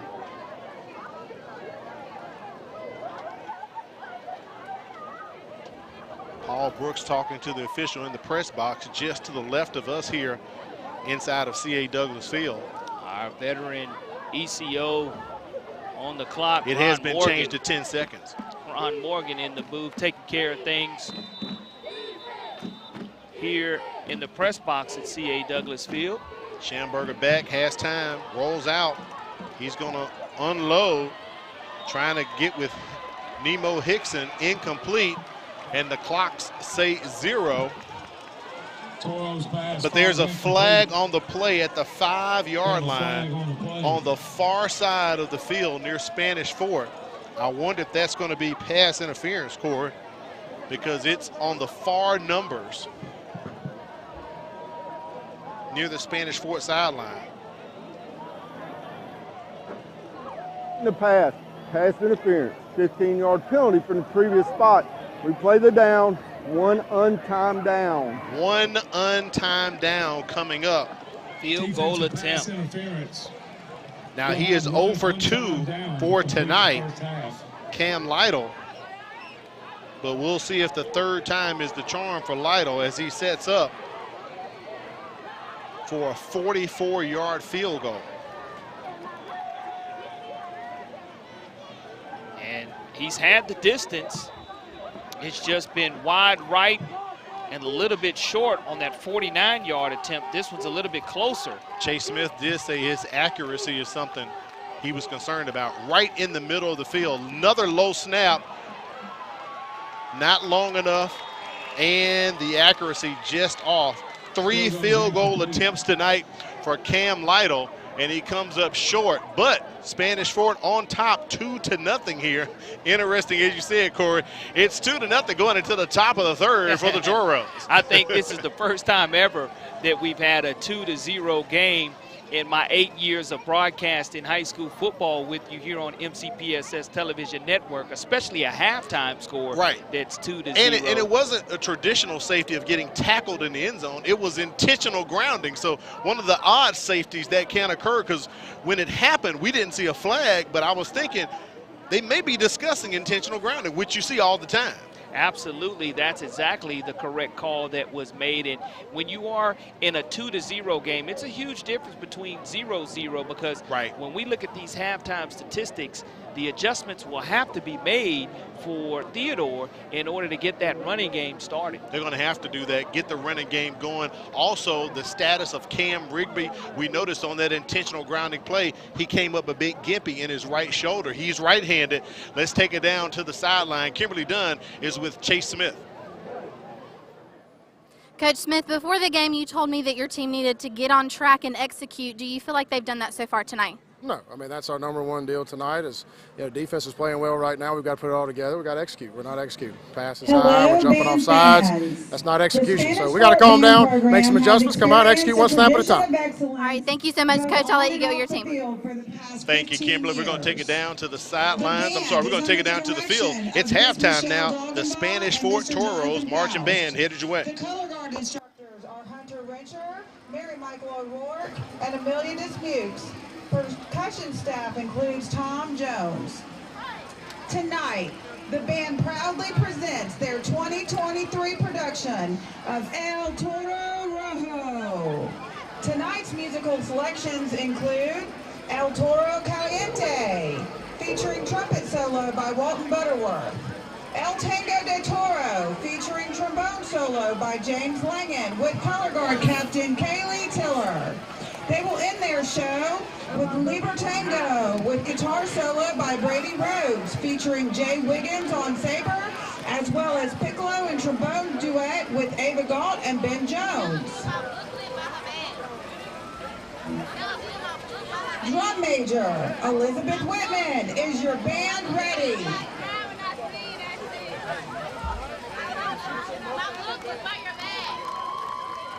Ladies and gentlemen, on behalf of Principal Dr. Shannon Smith, we proudly present the Spanish Fort High School Marching Toro Band.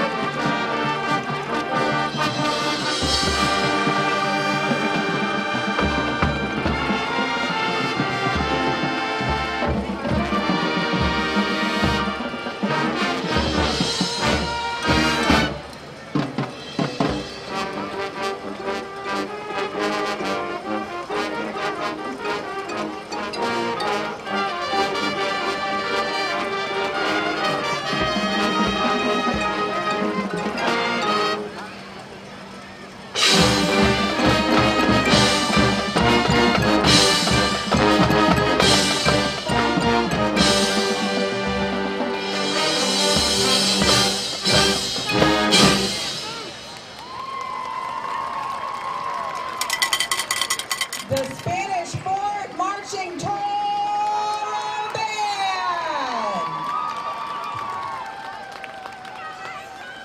Sounds of the Spanish Fort Marching Toro Band. Right now it's time for the Chick-fil-A Halftime Trivia Challenge. Let's check in with Kimberly Dunn. All right, we are here with our Chick-fil-A Halftime Trivia Challenge, and I have two really sweet girls that are going to help me out tonight. Can you? Three? Yes, three. Well, I did have two, but now we have an extra helper, don't we? Can you tell me your names and if you go to school somewhere? Harper Sexton. I go to school at St. Emma Elementary. I don't go to school. What's your name? Blakely. Blakely. Well, thank you so much for coming and answering our Chick-fil-A. Oh, and Emma. You want to tell me your name? Emma. What school do you go to? Saraland Middle School. Okay. I keep forgetting we have an extra helper. Are y'all ready to answer our question and see if you win our Chick-fil-A prize pack? All right, this is our Chick-fil-A prize pack. It has tons of goodies in it as well as some Chick-fil-A gift cards. So let's see if our lovely helpers can answer our question tonight. Are you ready? Yes. All right, how many bones does a worm have in its body? You know what a worm is? Okay, so does it have 0 bones, 4 bones, 8 bones, or 16 bones? Y'all want to ask each other and see what you think? How many bones are in a worm? All right, let's see. Are you ready? Tell me what you think your answer is. 0. 0. 0. Let's see if that's the correct answer. And it is 0. Way to go. There you go. You get our Chick-fil-A prize pack. And I want you to wave to everybody at home and say bye. Thank you, Kimberly. We appreciate that. Always a great winner. Down on the field right now, they're having the presentation with the naming of the football field house for all-time winningest head coach, Joe Downey. We'll come back and bring you more halftime here from C.A. Douglas Field. You're watching the MCPSS High School Football Game of the Week. It's your time, it's your season, and you are made for more. More confidence, more style, and more bling. The Genuine Bling is here to deliver you more bling and more fashion. With new styles added daily, you can shop anytime and look fabulous. Join me, Charmaine Watson, on the $5 Frenzy every Sunday, Monday, Tuesday, and Thursday at 7 p.m. on Facebook Live. It's cute, it's fabulous, it's fashionable, it's $5, it's paparazzi. There's a lot to like about Mobile County Public Schools. What I enjoy about Mobile County School is the extra attention my teachers give us to help us learn. Teachers are liking their access to technology, and students are liking the quality of their education. I like the technology that's been incorporated into my education. And since 1826, you have trusted us to prepare your child for their future, and we like that. Mobile County Public Schools. We are learning today, leading tomorrow. Yo, I'm on my way to the mall, the Bel Air Mall. And I'm checking out Trey Pay's Cafe. Trey Pay's is so much fun. They got the fanciest snowballs on the planet. Plus a loaded quarter-pounder beef fry. Trey Pay's Cafe. The nachos are slamming and the fries are banging. Don't forget desserts. Deep-fried cheesecake bites, deep-fried Oreos, and a whole lot more. It's the food that makes you feel good. Trey Pay's Cafe inside the Bel Air Mall. Come now and come hungry. Did you know that missing 2 days of school per month has a negative effect on student achievement? And that chronic absenteeism is negatively impacting 1 out of every 10 Alabama students. Studies show students who are chronically absent are more likely to drop out of school. For every 1 day your child is absent from school, it takes 3 days for them to catch up. So if I am not sick, make sure I'm at school, because missing school means missing out. I'm Keith Blackwood, your Mobile County District Attorney. I want to remind you about the truancy laws. 5 unexcused absences requires you to attend the early warning truancy program. Failure to attend the early warning truancy program can cause you to appear before a judge in circuit court. We need you to stay in school.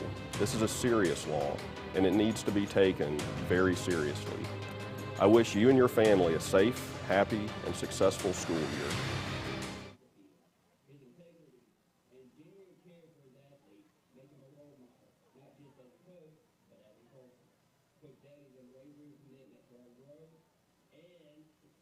Presentation as they prepare to dedicate the football field house. We'll take a break and be back with more action. It's halftime for the MCPSS High School Football Game of the Week. What's the matter, baby? You're not feeling good? School-aged children are at a higher risk of getting and spreading germs and viruses. To help protect the spread, students are encouraged to stay home when sick. Parents, it's important for your child to remain at home at least 24 hours after they no longer have a fever of 100 degrees or higher without the use of medications. Please help us maintain a healthy learning environment. Mobile County Public Schools, the place that has it all. We have 90 schools that include rural, urban, and suburban schools of various sizes. We are also home to Alabama's first public school. We welcome you to come join our winning team. Our district is led by the 2020 Superintendent of the Year, Mr. Cressel D. Threadgill. Our teachers are leaders in their profession who are afforded numerous professional development opportunities. Our principals are collaborators and encouragers. Our schools are leading in innovation and instruction. And most importantly, our students who are learning today, leading tomorrow, are simply the best.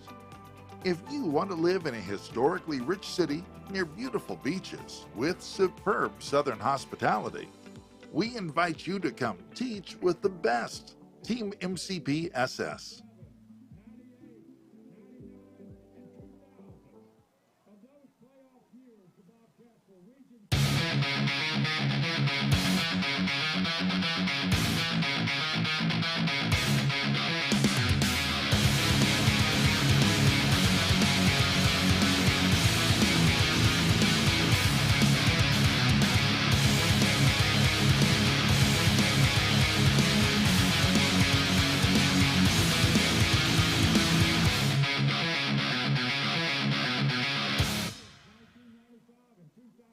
Thank you. You're welcome. Ayla, hi. Oh, hi, Sierra. How are you? Good. How are things? Things couldn't be better. What do you mean? Well, I just started this new job as a school teacher with the Mobile County Public Schools, and it has been a life changer. Great benefits, the hours are great, and great students. Just overall, it's a great opportunity. Oh, wow, that sounds great. Yeah. I'm going to look into that. You should. For more information, visit mcpss.com/job opportunities. Hey Alexa, tell me about Mobile County Public Schools. With 53,000 students in 90 schools, Mobile County Public Schools equips and empowers college and career-ready graduates. Several MCPSS schools are ranked among Alabama's top 10. Yearly, graduating students earned about $110 million in college scholarships and 10,000 career credentials. MCPSS is learning today, leading tomorrow. Does that answer your question?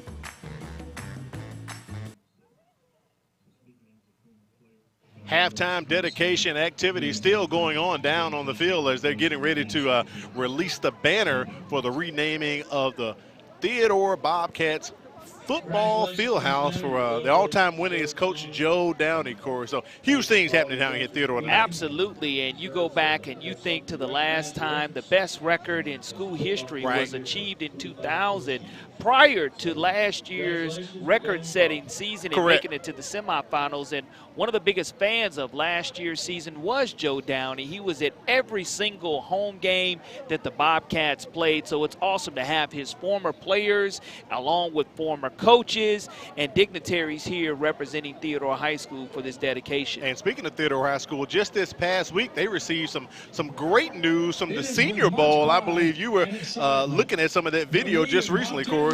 Absolutely. The Senior Bowl, the Mobile Reese's Senior Bowl, is celebrating its 75th anniversary. And what we did see this week is the Mobile Baldwin Athletic Partnership that the Reese's Senior Bowl has established back in 2021 to provide needed resources for underfunded public schools in Mobile and Baldwin counties. And this year, tackling dummies, jerseys, and snap machines were all part of the Mobile Baldwin Athletic Partnership with Alabama Power to make that initiative possible by the Reese's Senior Bowl.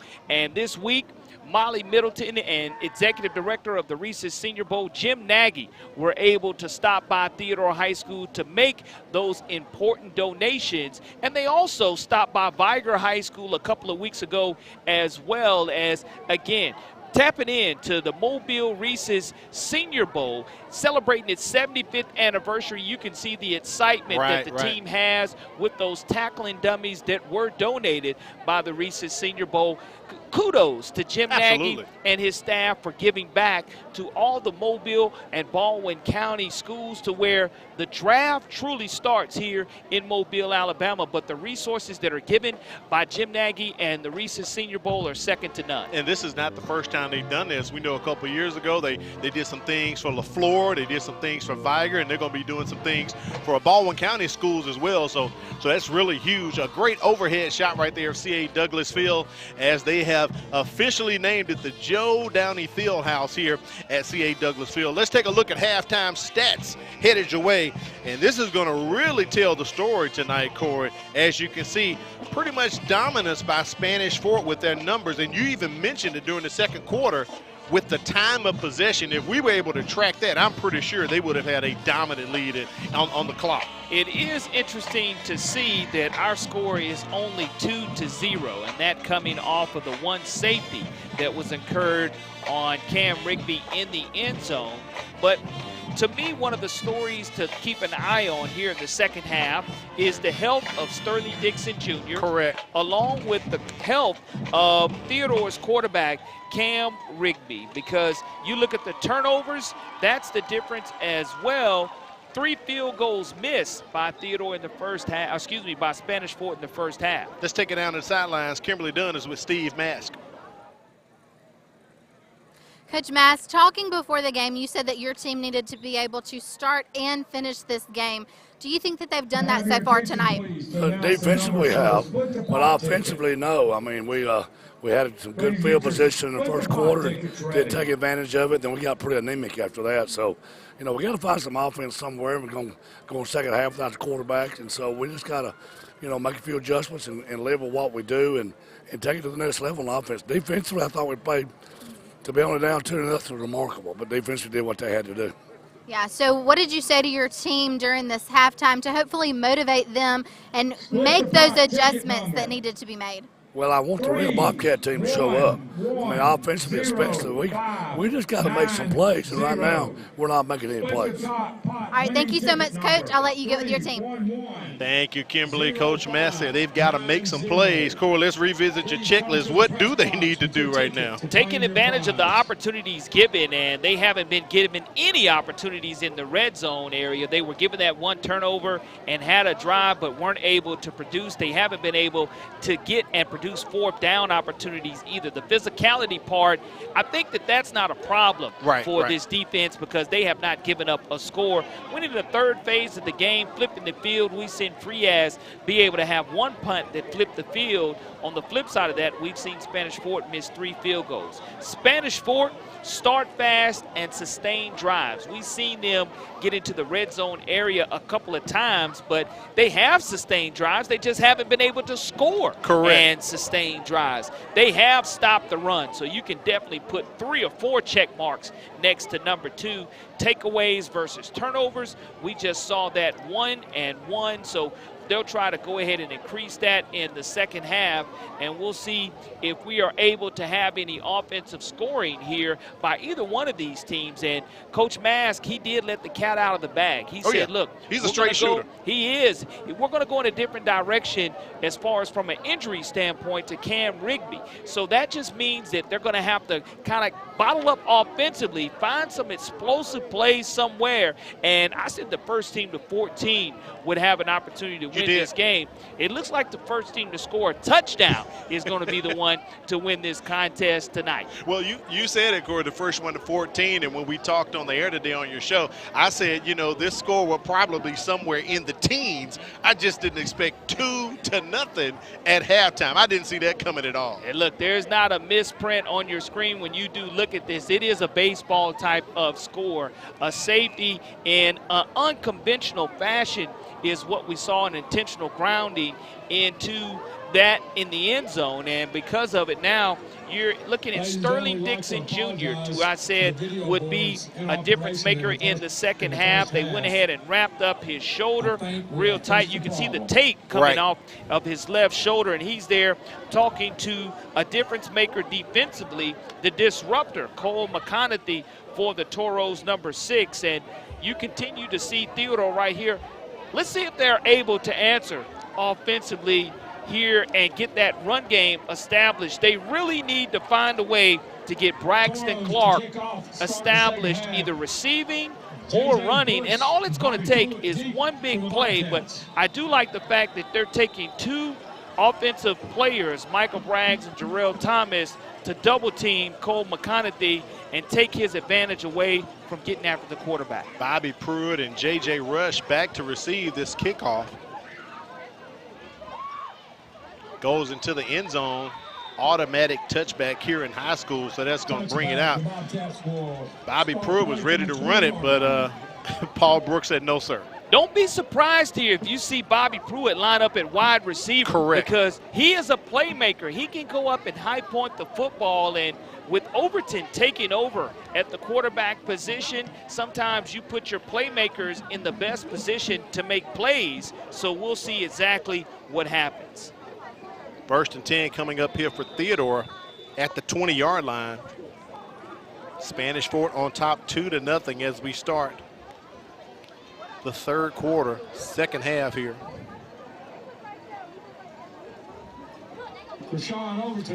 Overton on the field at quarterback. Double stack receivers to the top. Hand off to Clark. And guess who wraps them up, Corey? One of your threaded faster impact players. And you have to find a way to put a hat on Cole McConaughey. Wow. Because he is so disruptive in everything that he does do. And if you're able to find a way to put a hat on him, you'll be in a good situation. But now, Krishan Overton, you have to give him time to throw the football as well. Second down and about 11 coming up here. 1 yard loss on the play.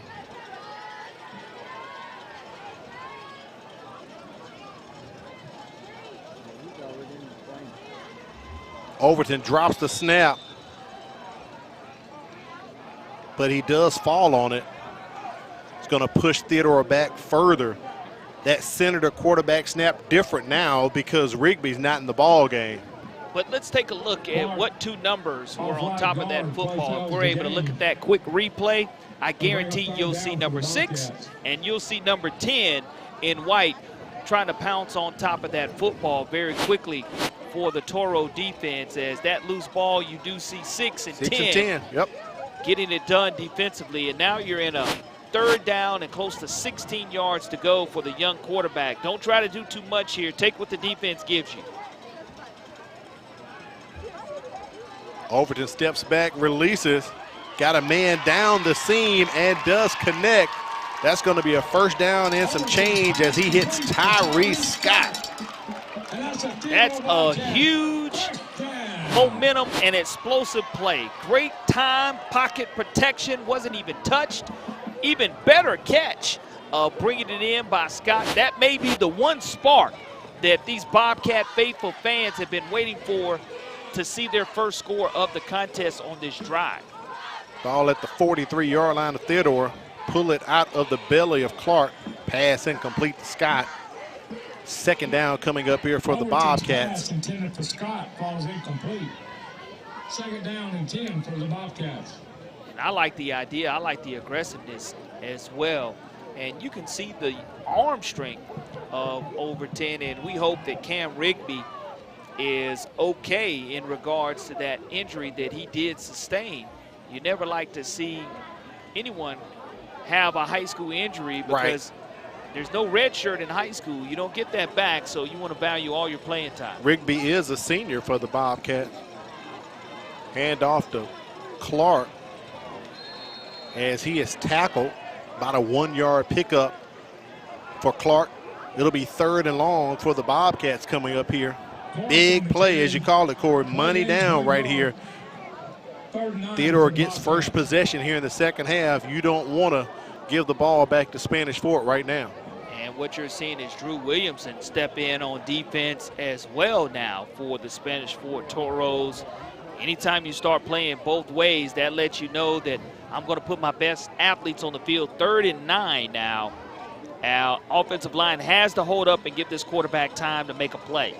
Sterling Dixon Defensive end on top of the right tackle comes in off the edge, makes a beeline to Overton, and brings him down for the sack. The speed of Dixon just turned that corner, and he was trying to get to the quarterback. And you do see Cam Rigby now with a sling on his arm on the sideline, so that weight on that safety did make a difference for him. And on that last play, we can watch that again. It's a clinic for number 10 from his defensive end position, Sterling Dixon Jr. He was injured earlier with the left shoulder injury. He plays through that. Still comes away with another sack for the Toros. Nice punt by Miguel Frias. Hickson's going to let it go over his head.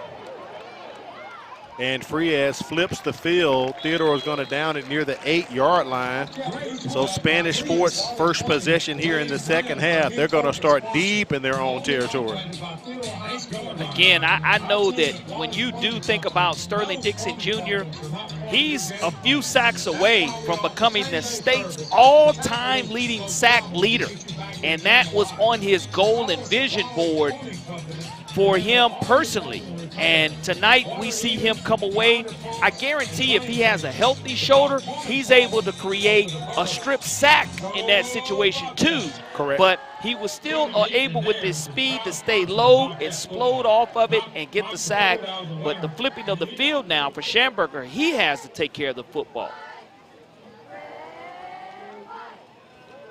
Schamberger keeps it, plows ahead for a couple of yards. It'll bring up second down here for Spanish Fort. 92-8 DJ Lee, along with Brian Ward, making the stop for the Theodore Bobcats. And now that you're able to flip the field and put them deep in their own territory, you want this defense to hold their own and make the Toros possibly come away with a special teams blunder. Actually, Schamberger takes a loss there. Second and about 11 coming up. Near the goal line, Hickson in the end zone as he sets up in formation. High snap, they give it to Hickson. He goes up the middle, going east and west. He's got room. He has two blockers. As a matter of fact, Schamberger's one of them as Hickson gets Spanish Fort out of the ditch, and they're up to about the 46, 47-yard line. Great run by Nemo Hickson. Comes out of his own end zone, starts right, plants his feet, cuts back left, shakes off the arm tackles by this defense of the Bobcats and gets plenty of yards after contact as well. And you go from being on your own 4-yard line to being close to midfield.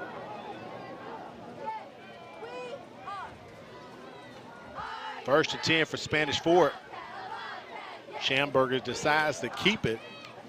And for the Toros, it's not just a 1-2 punch, as we know they use Sawyer Wilson and Drew Williamson, but they also have Justin Vines, and as you've seen, Nemo Hickson tonight getting a lot of carries as well. Picks up a couple there, Schamberger does. Second down and long, headed your way for Spanish Fort. Now it's going to be up for this Bobcat defense to give these fans something to really clang those cowbells about, and something to get the cheerleaders and the student body off of their hands tonight here at C.A. Douglas Field. I haven't heard that air horn in a long time, Corey. Schamberger rolls out. Ball fumbled right there. They're going to call by Sawyer Wilson. That's going to be a personal foul, going to be a late hit on Wilson. And Spanish Fort is going to get the first down. While Paul Brooks talks about it, coming up just around the corner, the game of the week brain buster will be headed your way. We'll put a question out there, see if Mr. LeBounty can come up with an answer.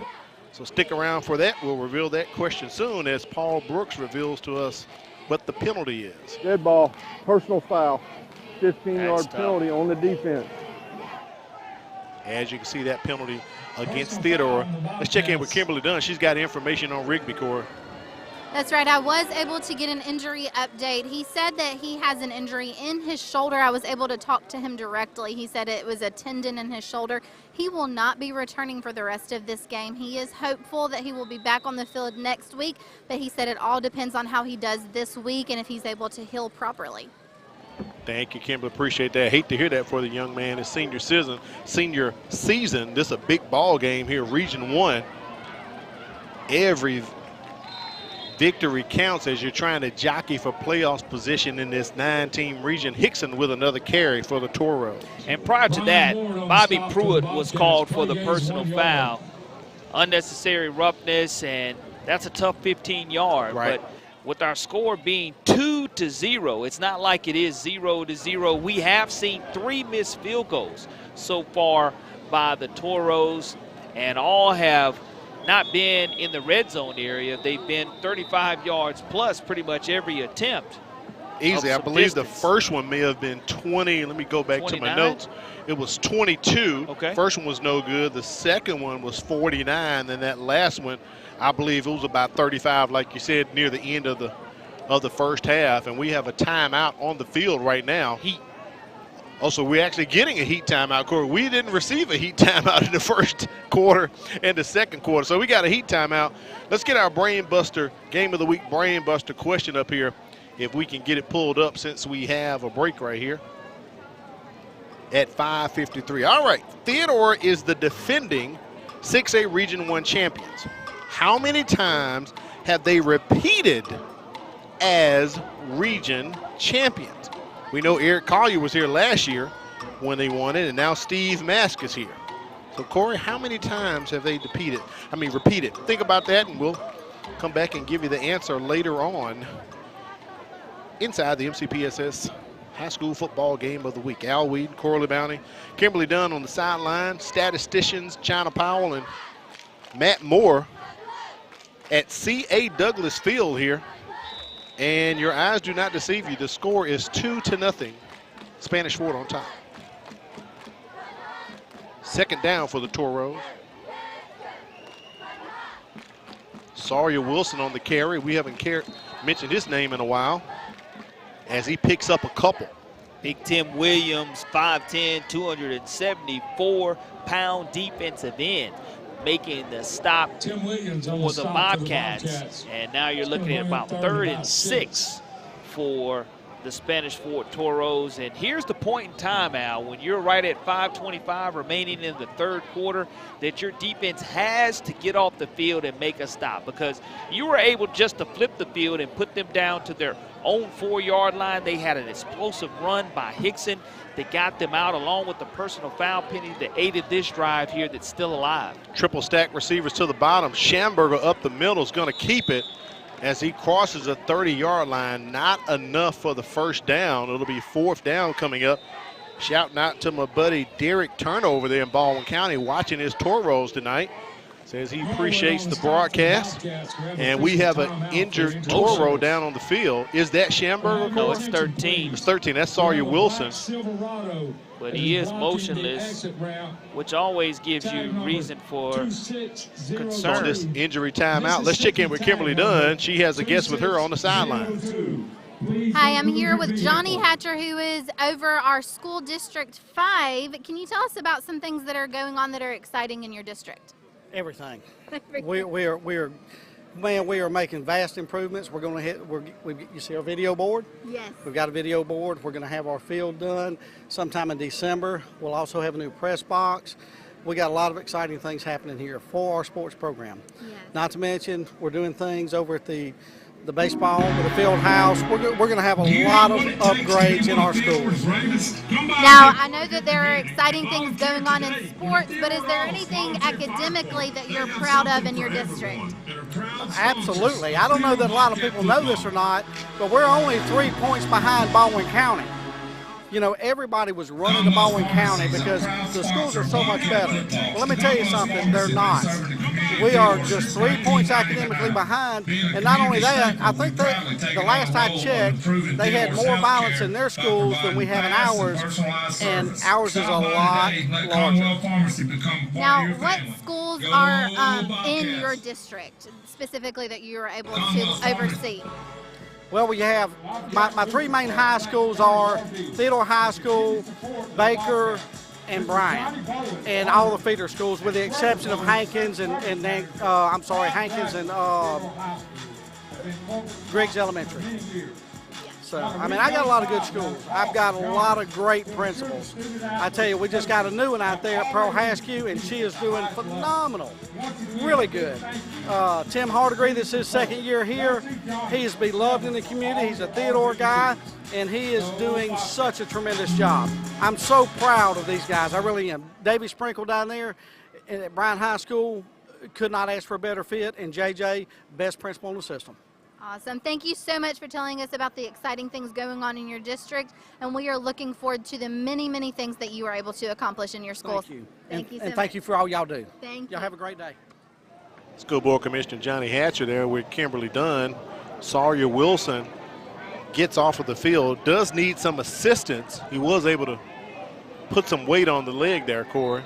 Yeah, that's a good sign because at first he wasn't moving at all, and they were able to roll him over, and he was able to kind of get off. But it's 4th down right here for the Toros, and see if they decide to pooch punt or some type of fake and throw here. And special teams. notice you have one of the big uglies right there is one of the up guys, number 65, right next to Cole McConaughey. Well, you know he's not going to rumble from 10 yards back, 7 yards for the first down. So you just have to make sure that you're not jumping or flinching off sides, putting them in a shorter yardage situation. I believe they're going to let the play clock run down and just take the 5-yard penalty and give Gardner a couple more yards. Something I noticed coming out of halftime, they have not reset the timeouts here on the new scoreboard at Theodore, so we'll have to monitor that situation for you. So that's going to push Gardner, give him about 5 more yards of cushion on this punt here. And what you do is you have that big beef up there for protection to make sure Bradley Blackman protects his punter, to make sure that there is no free release for someone able to block this punt. Gardner aiming for the corner.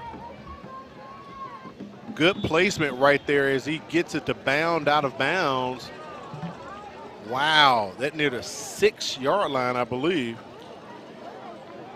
Or the 6 or 7 yard line. So they're going to pin Theodore back against their own end zone. Now what we've seen is Spanish Fort taking over from the shadows of their own end zone at their own 4-yard line. They wind up getting all the way down to close to the 30 of the Bobcats. Let's see, you talk about flipping the field position. Now the Bobcats are without their starting senior quarterback, Cam Rigby. And right here in this end zone is where we saw that safety occur. So the offensive line cannot get called for holding within this end zone area, as this tremendous rush by Sterling Dixon Jr. and Cole McConaughey have been bringing it all night long. Dixon on one end, McConaughey on the other end. Braxton Clark runs away from Dixon as he picks up a couple of yards. Chase Smith told us he would probably put Dixon down in the dirt tonight. He'll play a lot from the end, and that has definitely come true tonight. 2nd down and 7 coming up here for the Bobcats, about a 3-yard gain for Braxton Clark. And what does happen now at 2nd and 7, if you're Theodore, you just want to continue to find a way to move the sticks and to take care of the football and not create any type of turnover.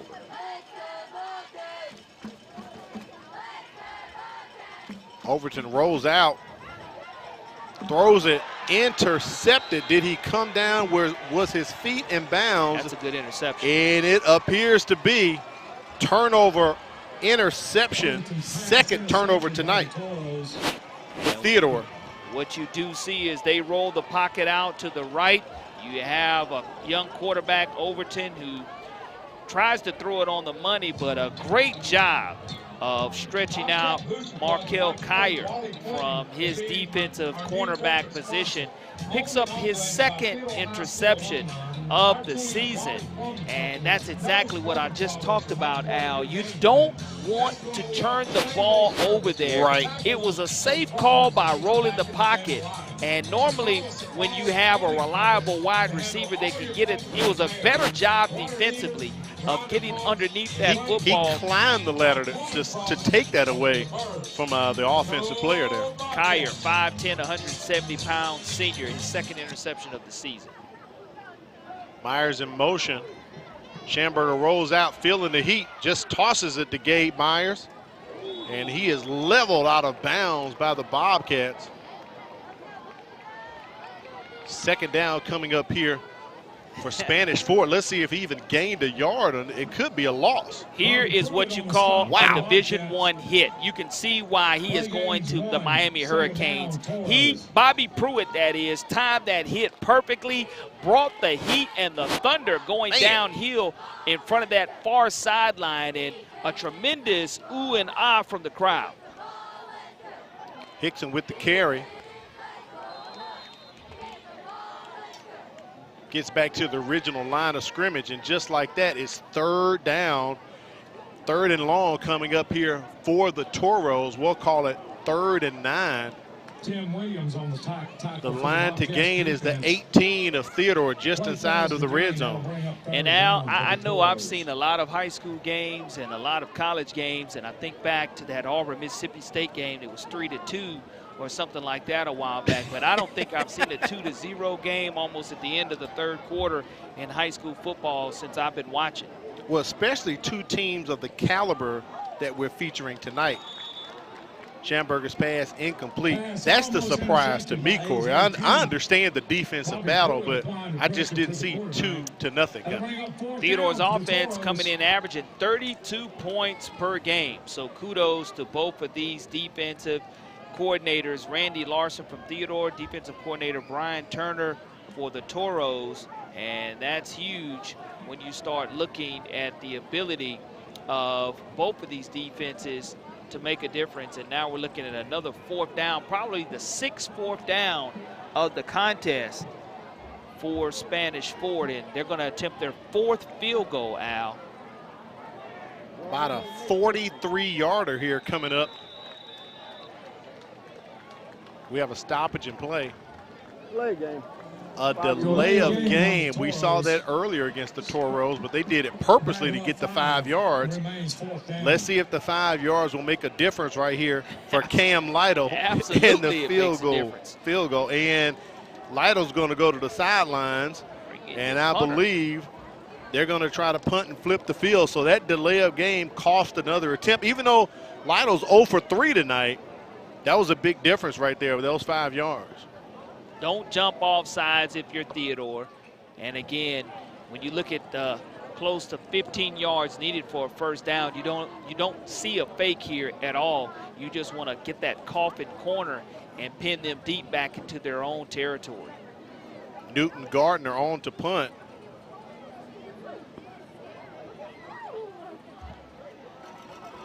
Line drive to Braylon Robinson.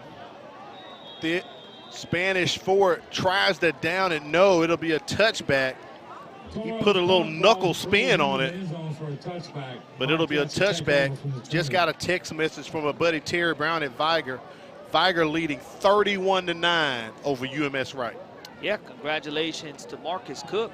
And Marcus Cook, after that 12-0 win a week ago, he said he wants to win 5A Region 1. He did say that. He wants to do that, and how better to do that than knock off Terry Curtis in Pritchard, Alabama. And now Theodore trying to knock off that donut that's on the board for them offensively, as Cam Rigby, the starting quarterback, out with a shoulder injury.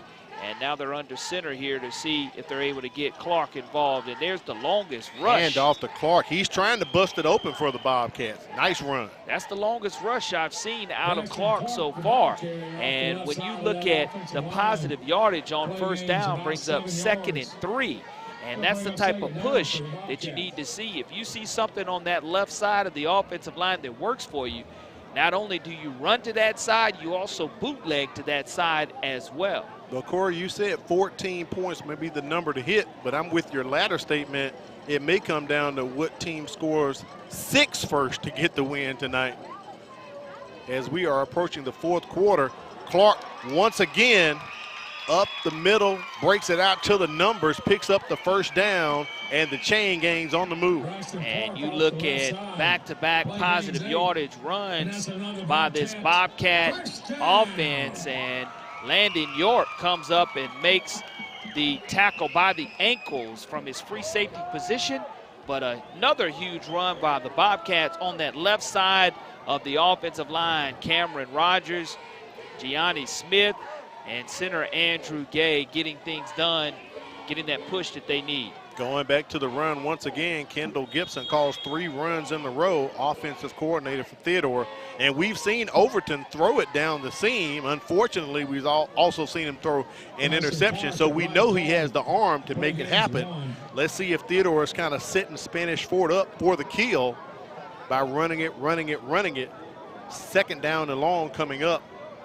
About a 6-second differential between the play clock and the game clock, so Theodore will have to snap one before the 4th quarter begins.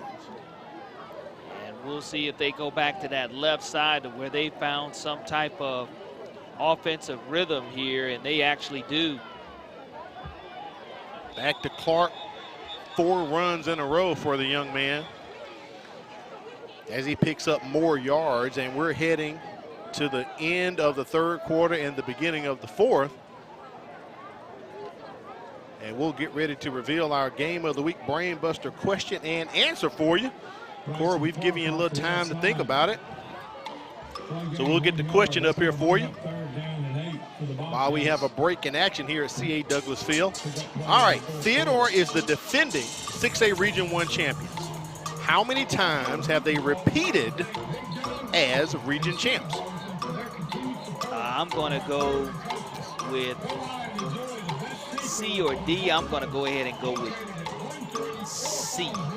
Corey is going to do what they say in spades, trust your first mind. And you like to pick C for Corey, right? I do. You like to pick C for Corey. All right, we'll see if Miss Diane hits the button. Corey, you're correct.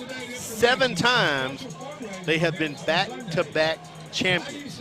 And here's your +1. The last time they were back-to-back region champions, take a wild guess. Guess who the head coach was, Corey?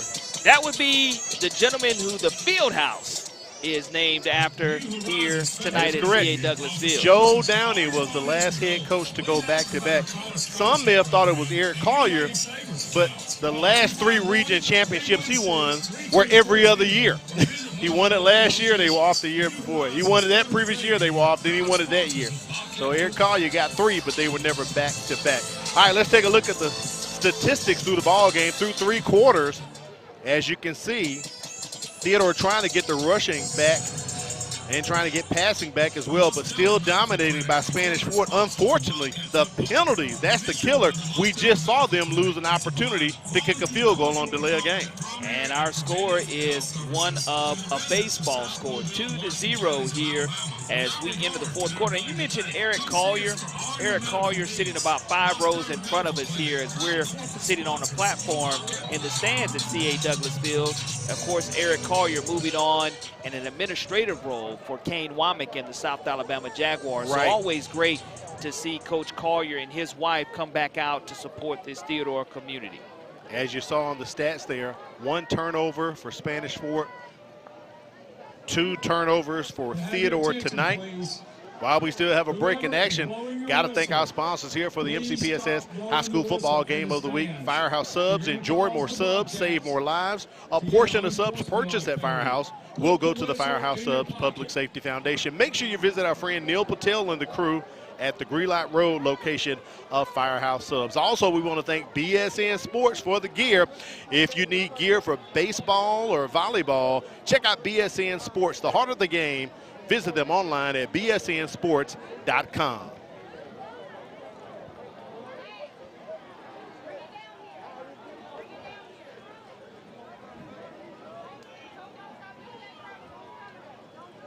And headed your way Tuesday, it is back. MCPSS Volleyball, the match of the week coming up this Tuesday. Blunt and Davidson. It'll be at 5:30. Make sure you check it out on the stream, Facebook, YouTube, also Xfinity Channel 15, Mediacom Channel 81, and ATT Uverse Channel 99. Had a great broadcast this past Wednesday with Alma, Bryan, and Murphy. So volleyball's coming back for you on Tuesday. And Theodore trying to come back here, picking up a 1st down right there. Ball being pushed up to the 46-yard line. And who do you see receiving that there football? Bobby Pruitt. On you offense. put your playmakers in playmaking positions. He can high point that football and run great routes and give the young quarterback, 5'11", 165-pound sophomore, great confidence. As we said, they ran it, now throw it. Throwing it again, trying to go to Pruitt. He climbs the ladder. Yep. And secures the catch for the Bobcats.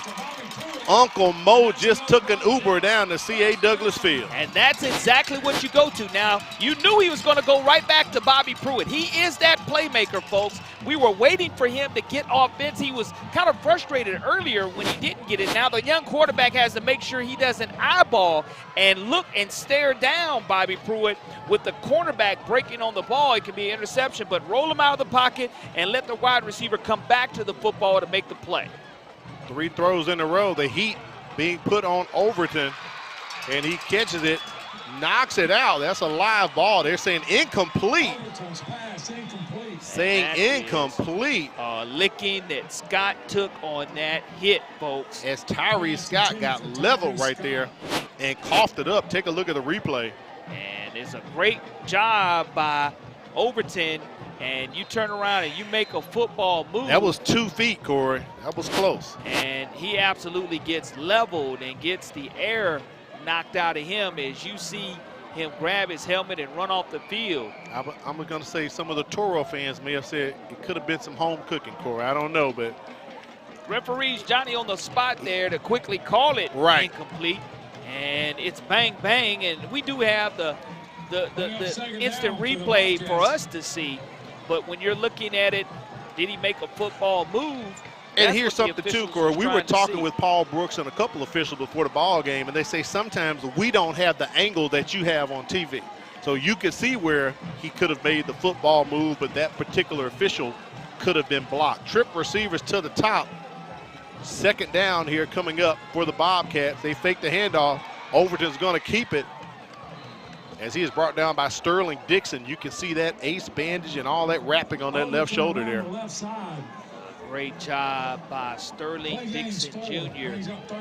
Seeking the quarterback, seeing Overton scramble out, and making sure no additional yards were gained. Now you're right back at 3rd and close to 7 yards to go. The young quarterback needs to make sure that he doesn't throw an interception right here, Al. Ball's on the 28-yard line.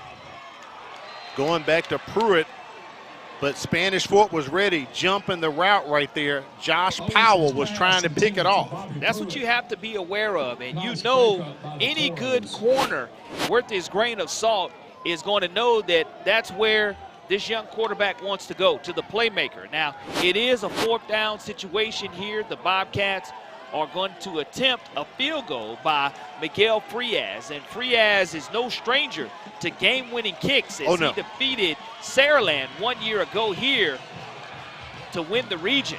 45-yard attempt by Miguel Frias. He is left-footed. It is on the left hash. He puts some hook on it. It's long enough. It hits the crossbar up and good.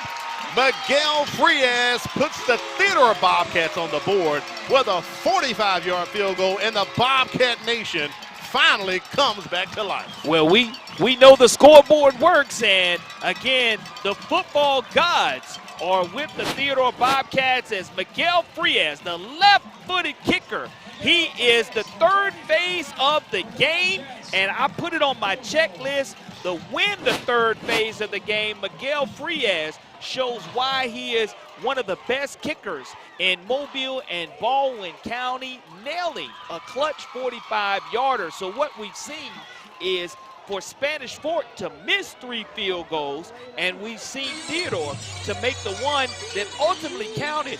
Al, I talked about the Auburn-Mississippi State game a few years ago where the final score wound up being like 3-2. It's one of the ugliest games that you could ever watch and see. This one has kind of developed into that same type of contest to where, yes, we are playing high school football here on this 100-yard football field. The baseball field is up the hill to the right of it. 3-2 is the correct score that you're looking at home, folks. 3-2 is our score. So you can say Frias hit a 3-run shot. Is that what you're saying, Corey? Absolutely. It was a man on 1st and 3rd, and Frias at the plate as he belts it out the park. But it bounced right off of the crossbar, and it was in. The only unfortunate thing that could have happened is when it ricocheted off the crossbar, if it would have had backspin on it, but it went forward and stayed through the uprights. So Uncle Mo jumped into the car just in time to head down to C.A. Douglas Field. Bobcat Nation back to life as Frias boots this one. Bolton with the kickoff return. He's going to head out of bounds near the 20-yard line. 1st and 10 coming up here. I'm sorry, Bonner with the return. 1st and 10 coming up for the Toros at the 20. So Theodore avoids the shutout tonight from that 45-yard field goal by Miguel Frias.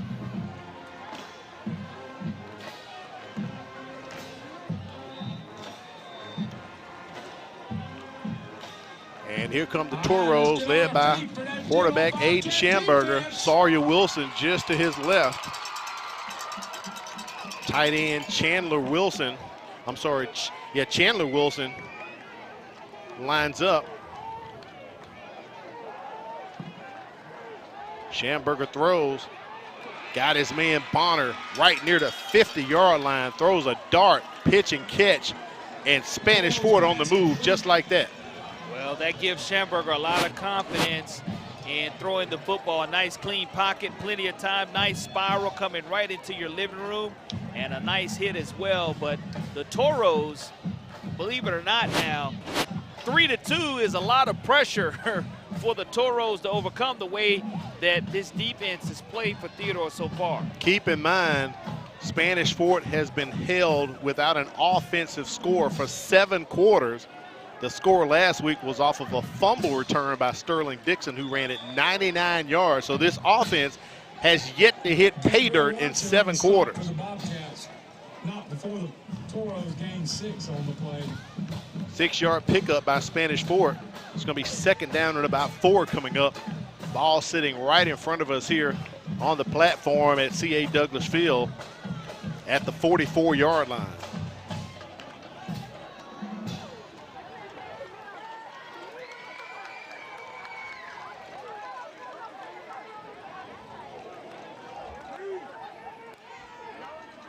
Schamberger throws again, connects with Bonner once again. And for Schamberger tonight, Corey, passes like that, it's not very many yards after catch. He's putting them right on the numbers.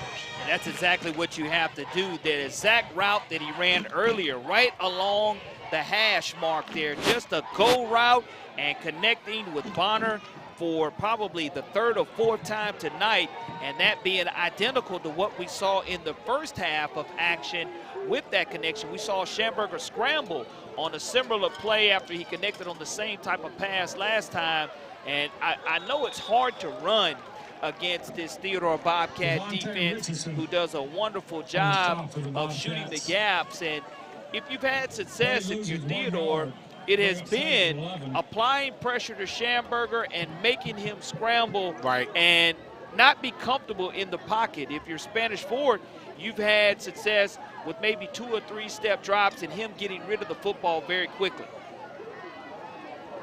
Coach Johnny, I'd like to congratulate you. 2nd down and about 11 coming up for Spanish Fort. They go back to Wilson, and he is wrapped up, tackled for a loss. It's going to push him back a couple more yards. Monte Richardson is an absolute dog, folks. He loves tackle football. The 5'9", 194-pound senior has been a varsity player for close to 3 years here at Theodore High School, and he shows why he wants to play football at the next level, and deservedly so.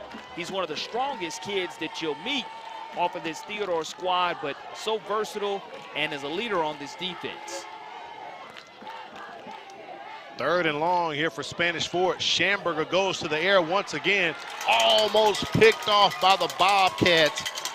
Great defensive play right there by A.J. Pugh, trying to get up and cause disruption. that's one of those jump balls. And now what you do see is a 4th down situation here upcoming from the Toros. The ball spotted right at the 27-yard line.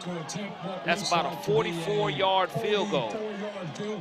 And it is once again, they're lining up for a 44-yarder. The 4th attempt here by the special teams of Spanish Fort. Bobcat Nation yelling, block that kick. Low snap, low. It's a worm burner. Lionel just trying to fall on. That's a live ball. And Theodore is going to recover. Oh, my goodness. At the 44-yard line, J.J. Bush on top of it. The 2nd turnover tonight for Spanish Fort. When you're not able to handle that snap, the only thing you can do is get on top of it. Never was able to gain control of it. Bobbled it. It could have been a scoop and score situation, but this is where the Bobcats now must apply the offensive pressure. 7:23 remaining in the 4th quarter of action. You need to get a big and heavy dose of Braxton Clark and make sure that if you're Overton, you do not force the football to your wide receivers, and just make sure that you take care of the football. Offensive line, get a great push and let Clark go to work for you. First down for Theodore. A fumbles handoff right there. That could have been costly for the Bobcats. And who was right next to it, Corey, looking at it? Sterling Dixon trying to scoop it up. He ran 199 yards for a score last week. Man, that would have been so crucial. Wow, of a turnover, but Scott was able to find a way, he and his quarterback both, to avoid the confusion. And what you are seeing now is you are seeing Braxton Clark, the 5'11", 162-pound senior, get into the backfield. He will secure that football, but you don't want to take that type of loss on first down. 2nd and about 16 coming up. Up the middle goes Clark for the carry, keeping the pigskin secured. Huge right now. Score is 3-2. Theodore on top. Another injury at the bottom of the I pile. see. Looks like a Spanish Fort player getting up slow. That's Sterling Dixon. Yeah, that shoulder is really drooping down, and sometimes when you have a separated shoulder, you don't feel like you could do any more damage to it. And you see the ace bandage on it, and you continue to land on it and take that pop to it. But now you're at 3rd down and close to 17 yards to go for the young quarterback. Overton, just take care of the football. 38-yard line of Theodore. Overton rolls to his left. He's just going to keep it, does throw it. He's behind the line of scrimmage, does get that ball out. On the move, Tyrese Scott, a late flag comes in after the play. Crackback block, it's going to come back. Bobby Pruitt gets called for the crackback 2 flags block. on the ground. He had already had the first down established first, though. So I know that when you look at the crackback coming right into your living room number 6, that's what you're going to see, but he had the first down first. Yes. So we'll see here exactly If where it's the a ball spot penalty, is going right? to be marked. Right. Because he clearly had the first down. The run after the catch by Scott was established, and that's what the officials are having to talk about first. Paul Brooks will give us the call here as they sort it out. Play. Personal foul, blindside block, 15-yard penalty on offense. Replay the down. So it will not be a spot foul. From the spot of the foul that occurred. That's correct. So it does cost 15 yards, but it doesn't put them as far back as they were. So it's going to set up 3rd and about 11 here for the Bobcats. And you see it at the bottom of your screen right around the 40-yard line, the crackback. He absolutely leveled him, but didn't have to in that situation. That's what you call head hunting on offense for sure. Ball's at the 43-yard line of Theodore. The line to gain is the 47 of Spanish Fort. And I believe everyone did the electric slide on that one, Corey. I will say this. You're bringing help over the top for Bobby Pruitt, who's at the bottom of your screen as a wide receiver. You come and bring a safety down to help out your corner. And that's where, if you're your young quarterback, you look off Bobby Pruitt and you go back the opposite direction to your tight end or to your slot receiver. Snap. False start. 5-yard penalty. Offense. That'll cost the Bobcats 5. Places them back at the 38-yard line where they were on the previous completion to Tyree Scott for that crackback penalty against them. So now they're back to the 38. 25, Mike Myers has single coverage at the top that you can go to, or 3 as well coming out of the backfield. Overton rolls out, flag comes in, thrown near the area of holding, and Overton does not get rid of the ball. He just eats it. We'll see if they decline that penalty because it's definitely a loss of right. play. But what you want to look at the replay is how he's holding the football away from his body as he's scrambling. That's something that Overton definitely has to clean up as he is attempting to scramble. Spanish Fort's going to take advantage of that and turn that into another turnover. During the run, holding on offense. That penalty is declined. 4th down. I thought Chase Smith would decline that penalty. Here's the replay. It'll be 4th down coming up for Theodore. At this point, you're outside of the tackle box. You got to get rid of that ball. Yeah, I mean, you like got I say, to. You don't want to risk a fumble. It's a young quarterback who just really is learning the game on the fly, so to speak, because of the injury to Cam Rigby. Right. And he's being talked to by his offensive coordinator. And Miguel Frias can flip the field for you that 3rd phase of the game. And you love to have a specialist like Frias. Flags all on the field.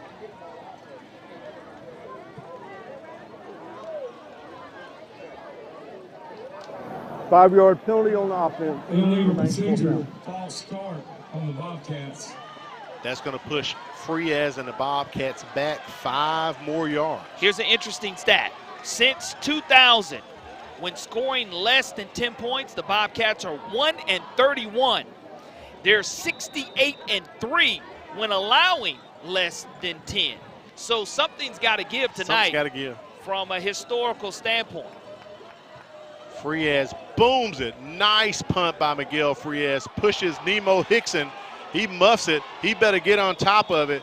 He pins it at the 19-yard line. Spanish Fort's going to start with 4:58 remaining. Let's take a look at 6A Region 1 and show you the standings and why this game is so important. Right now, undefeated in region play, you have Saraland. They're all on top of Robertsdale. It's homecoming, so the Spartans are going to have a great time tonight. And you got Theodore right there. And look at St. Paul's and Spanish Fort. Corey, if the playoffs started today, all 4 of those teams would be in. That's why this game is so crucial tonight. Well, not only that, you're playing for first-round home field advantage. Right. Now, another statistic that is interesting, I just read you, here is Spanish Fort all time. 75-2 since 2000 when they have allowed less than 10 points. Right.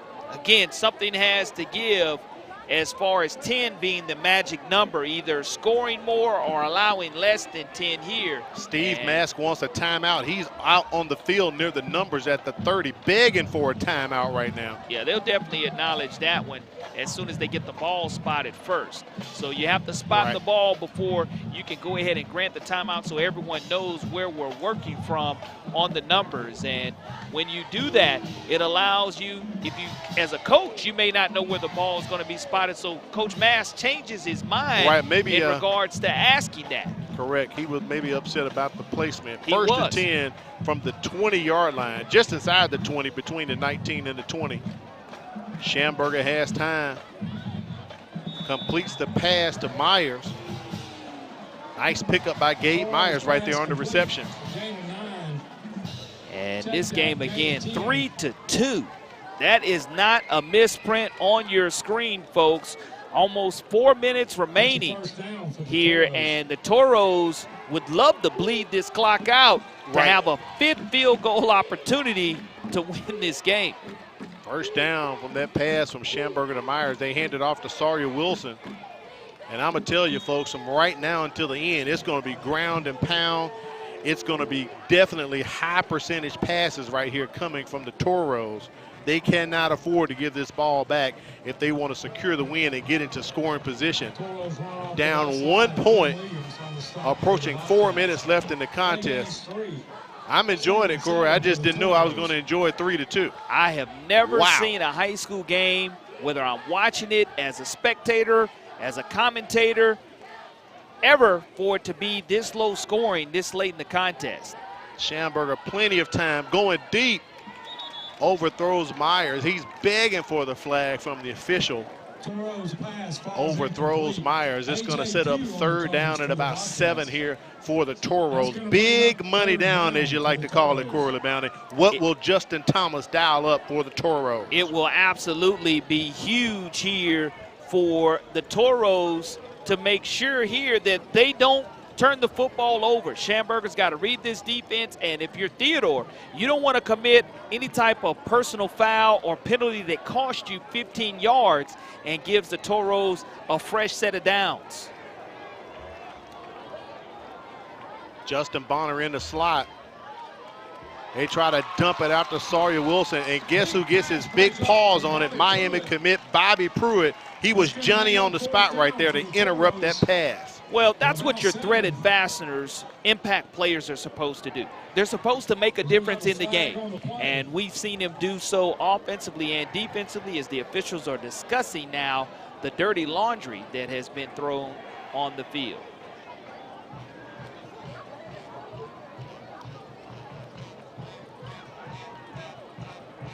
And I would All decline Brooks that looking penalty. over to, Steve Legal Mass. shift on offense. That penalty is declined. 4th down. It'll remain 4th down. You don't want to give him another chance right here. Newton Gardner runs out onto the field. He's the punter for the Toros. He's been a busy guy tonight, playing some offense as well. As Braylon Robinson heads back to his 38-yard line to set up to receive this punt. Braylon Robinson deep for the Bobcats.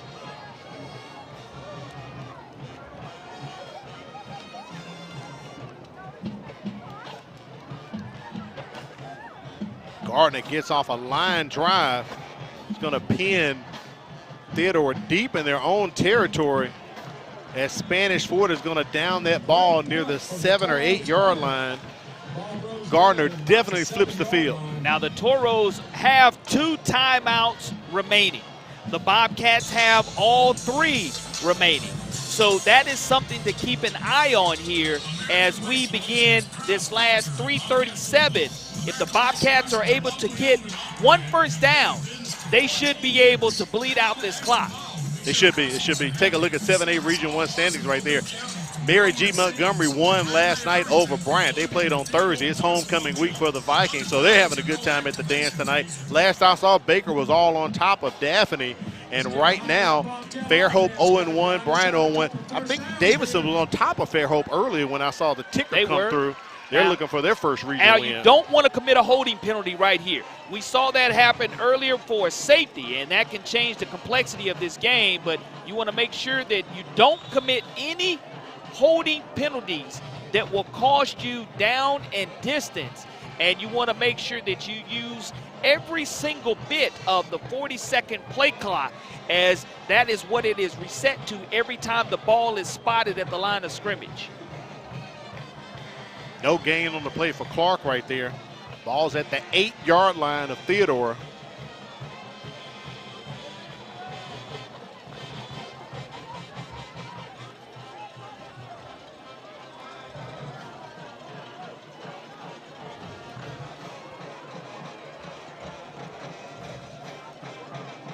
Hand off to Clark once again. He's trying to pick his hole and dive as he dives past the 10-yard line. Picks up about 2 yards, 3rd and long. Chase Smith is going to burn the timeout. He wants time on the clock when he gets this back because he's thinking they can force Theodore to punt and get the ball back. Take a look at the 5A Region 1 standings while we have a break right here. We saw that Viger. I got word that they were on top of UMS Wright. This is huge right here. Gulf Shores got the win last night, I believe, so they're still undefeated on the season. Faith Academy losing to Citronelle. We saw that earlier tonight. No surprise for me with that. The Wildcats have been playing some really tough ball lately. They took Viger to overtime the other week, and the Wolves had to come back on them. Williamson took the loss last night to BC Rain. That was huge for Rain to get that win last night, Corey. It really was in the standings, but what's huge here right now is 2:41 was on the clock while you were going over those standings. 2:47 was put back on the clock. So every single second matters. Right. Those 6 seconds make a huge difference in the outcome of this contest. So that is a great timeout being called by head coach Chase Smith.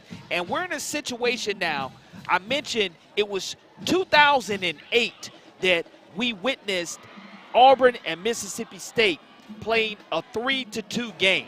One of the ugliest games that you'll ever see in college football. This has been one of the ugliest games offensively that you'll ever see. And here it is, Theodore, with a very huge third down play.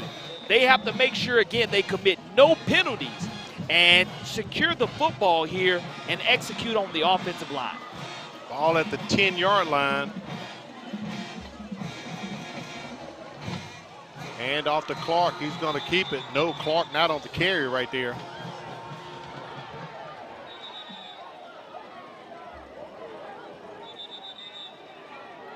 Whistle still going on. Overton decided to keep it. A timeout call once again by Chase Smith.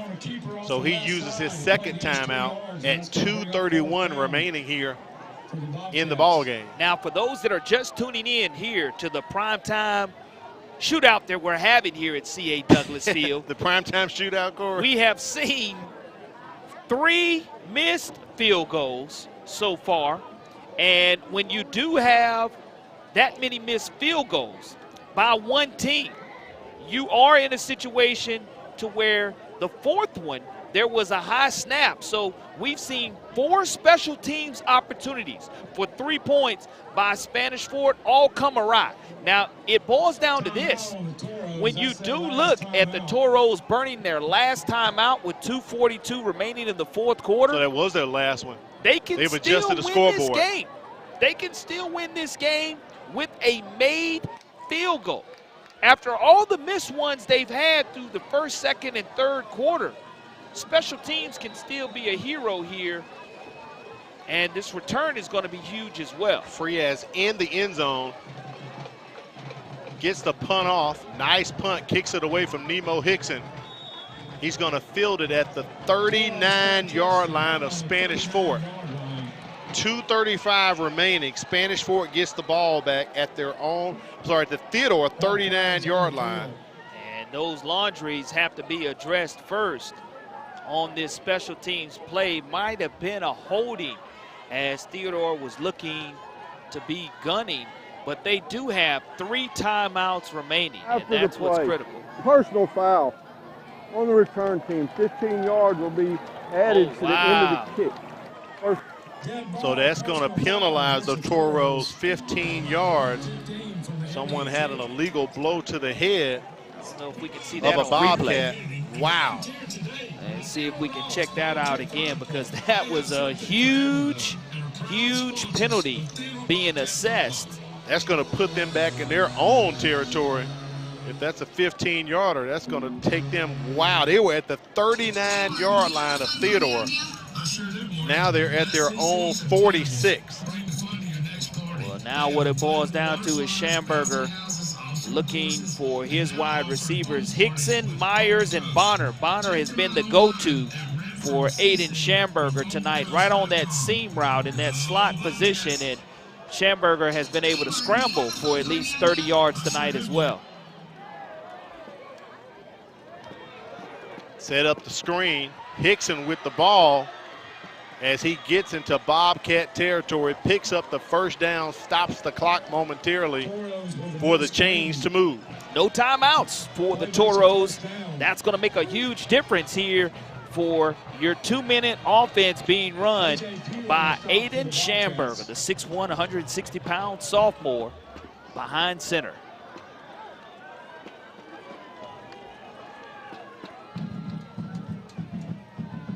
Schamberger rolling out to his right. Sitting right there in the flat to take it, Justin Bonner at the 34-yard line. Clock still will be running as he's short of the sticks. The line to make is the 33.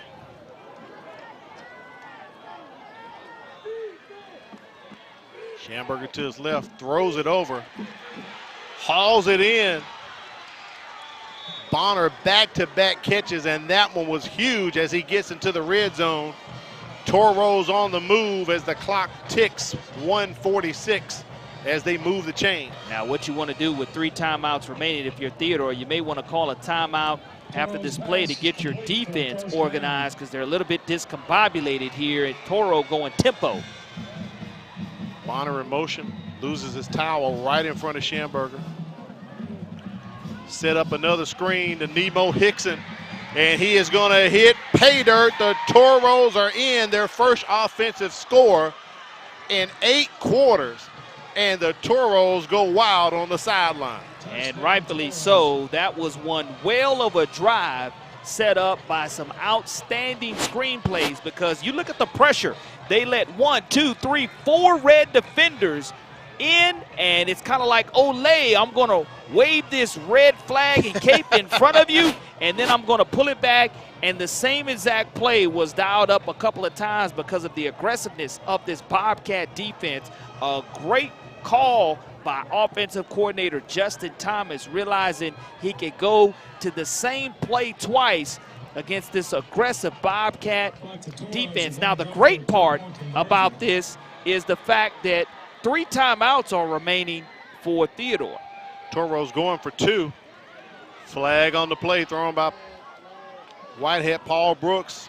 Pass completed to Chandler Wilson. Let's see what the call is going to be. I think it might be an illegal shift. Yeah, Paul Brooks threw it immediately, time the ball was snapped.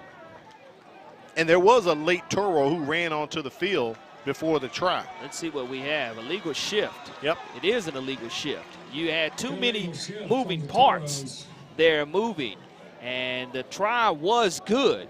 So what you do is, now you can't decline it if you are the Bobcats. You'll get an opportunity to back them up 5 yards, have them to try to go for 2 again, because, again, when you sit here, mathematically, the only thing that's going to beat you is a touchdown. So you go for 2 here. I'm not quite sure why, but at the same time, it'd be 10-3 mathematically here if you're able to get it.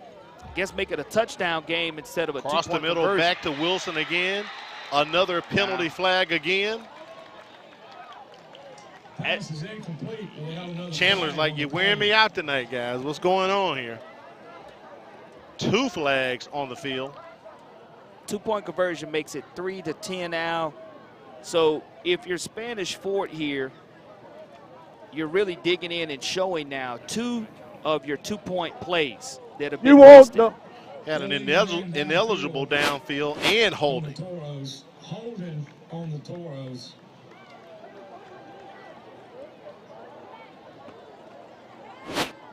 Bobcats have declined the illegal man downfield, except the holding call. And again, I can't stress enough how huge that drive was after the penalty on the kickoff that cost them an extra 15 for them to go ahead and show the offensive ability that they haven't shown all night long.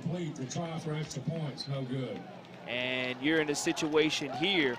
So Steve Mass declined the ineligible downfield. 3-8 is our score. They're not going to attempt the 3rd try here. So no, I mean, it's 8-3. That's our score right now. It's going to take a touchdown anyway, to where we have seen a nice 40-plus yard field goal by Frias, and it would be great to put him in that situation. But the only situation you're going to say Frias on the field is to attempt a point after.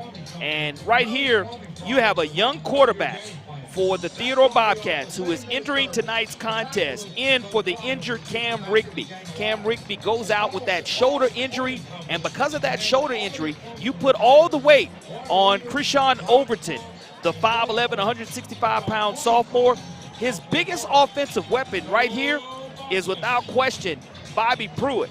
But the defense knows that. So they're going to shade a safety, and they're going to go ahead and make sure they have nice double coverage and make someone else beat them. But I think that Krishan Overton, he can scramble outside of the pocket as long as he takes care of that football and be effective. The same type of drive that you just saw the Toros put together, right. Theodore can do that for their young quarterback as well.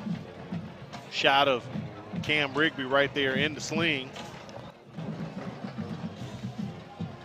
For the Toros tonight, Schamberger 17 for 28, 217 yards, 1 touchdown. They've completed 11 first downs tonight.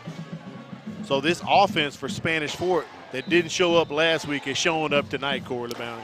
Well, we've had our first offensive touchdown scored. We had to wait 4 quarters to get it. But now we'll see if Theodore's able to answer the call here. Bobby Pruitt back as one of the kick returners. Don't kick to him. Along with J.J. Bush. And Lytle booms it into the end zone. So it'll be 1st and 10 from the 20. Less than 90 seconds remains here in the ball game. Theodore down 5 points.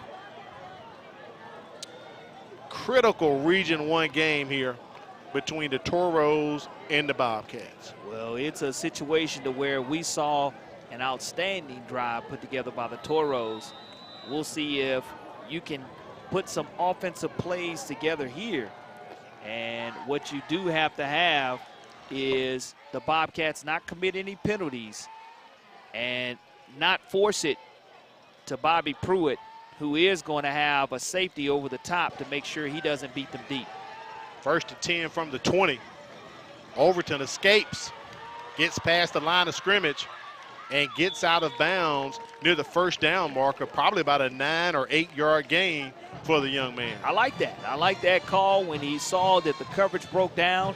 He just needs to make sure that he protects that football while he's scrambling, because if he catches someone popping it out from behind, that will be huge. Now, who you don't see on this drive is Sterling Dixon Jr. He did go out with that 2nd shoulder injury. You still do see the defensive end, Cole McConaughey, getting pressure on the quarterback, but roll away from his side if you're offense. Trip receivers to the bottom. Pressure on Overton. He's holding on to the ball, not to fumble it. And Steve Mass is going to call a timeout right there at 1:10 remaining in the contest. And you work on it every single day, the 2-minute drill, whether you're a starter or a backup. It's something that you definitely work on. And in that situation, he did see the pocket start to collapse, and it's a critical 3rd down. Now, you don't want to put all the eggs in one basket here if you're Theodore. You don't have to go for that kill shot. You don't have to force the football in to one of your wide receivers. You know it's 4-down territory, so you can go ahead and get half of that here on 3rd down. And they're coaching the quarterback up in this situation, letting him know all the options that the young fella is going to have. And it's just like the teacher giving you a pop quiz in the classroom. When you're not expecting it to be in that type of situation, you still have done your studying, you've done your homework, and you're prepared to take that pop quiz. And here's a test for the Bobcats offense with the backup quarterback leading them down the field, trying to have a game-winning drive. 2 timeouts remain for Theodore. Spanish Fort out of timeouts, up 5 points. 3rd down and short.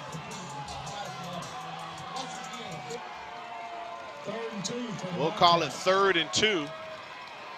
Trip receivers to the bottom side. Low snap. Overton's on the ground. His knees are down. That's a loss. Puts the Bobcats back to the 21-yard line. They need to get to the 30 to get a 1st down. That was huge. 4th down coming up. Bobcats running tempo. Here's your ball game right here, folks. Another low snap. Braxton Clark falls on it, and the Toros are tasting victory right now. Unbelievable. Back-to-back worm burner snaps for the Bobcats. That's a tough way to lose this contest. You still have 2 timeouts remaining. The good thing is you didn't use that timeout right there, so you can at least here try to bring them up to 4th down, but then looking at the math here quickly with 40 seconds being spotted on that clock after the 3rd down, you're just not going to have enough time. And I'm surprised Steve Mass didn't call a timeout after 3rd down with that low snap. That one kind of shocked me right there, to get him one last talk to the look. Hey, look, it's 4th down coming up. This is critical. This is crucial. But they went right back to it. They must have seen a matchup that they liked, that they saw on 3rd down that they wanted to get on 4th down, weren't able to get into it. And now the Toros here after 2 snaps are going to go in victory formation. And Bobcat Nation starting a foul out of C.A. Douglas Field. The Toros come in tonight and rip the heart out of Theodore on a night where they dedicate the field house to their all-time winningest coach, Joe Downey. And at this point, let's take a look at our Career Tech Education Player of the Game, Aiden Schamberger. He put on a show tonight, Corey. Came out of nowhere. We knew he had dual threat capability, but he did a bit more with the arm tonight than he did with the legs. Well, he was able to run when he needed to. He was able to have that game-winning drive when he needed to. And you look at his ability to hit the check down, man, Nemo Hickson. Yeah. On that game-winning drive the way he did. Sometimes the easiest throws are the hardest throws, but he was able to make them and come away with a game-winning drive for the Spanish Fort offense, and they will move to 3-2, and more importantly, 3-1 in region play. He had an interception in the 1st quarter. Braylon Robinson picked him off, but most importantly, he had a touchdown late in the 4th quarter on a huge drive that they needed to secure this victory. Next week, we're going to Baker, a top 10 matchup. Dothan coming down from 7A Region 2 to play the Hornets. That's going to be a good one right there. So make sure you join us next Friday for the action from Clem Richardson Stadium.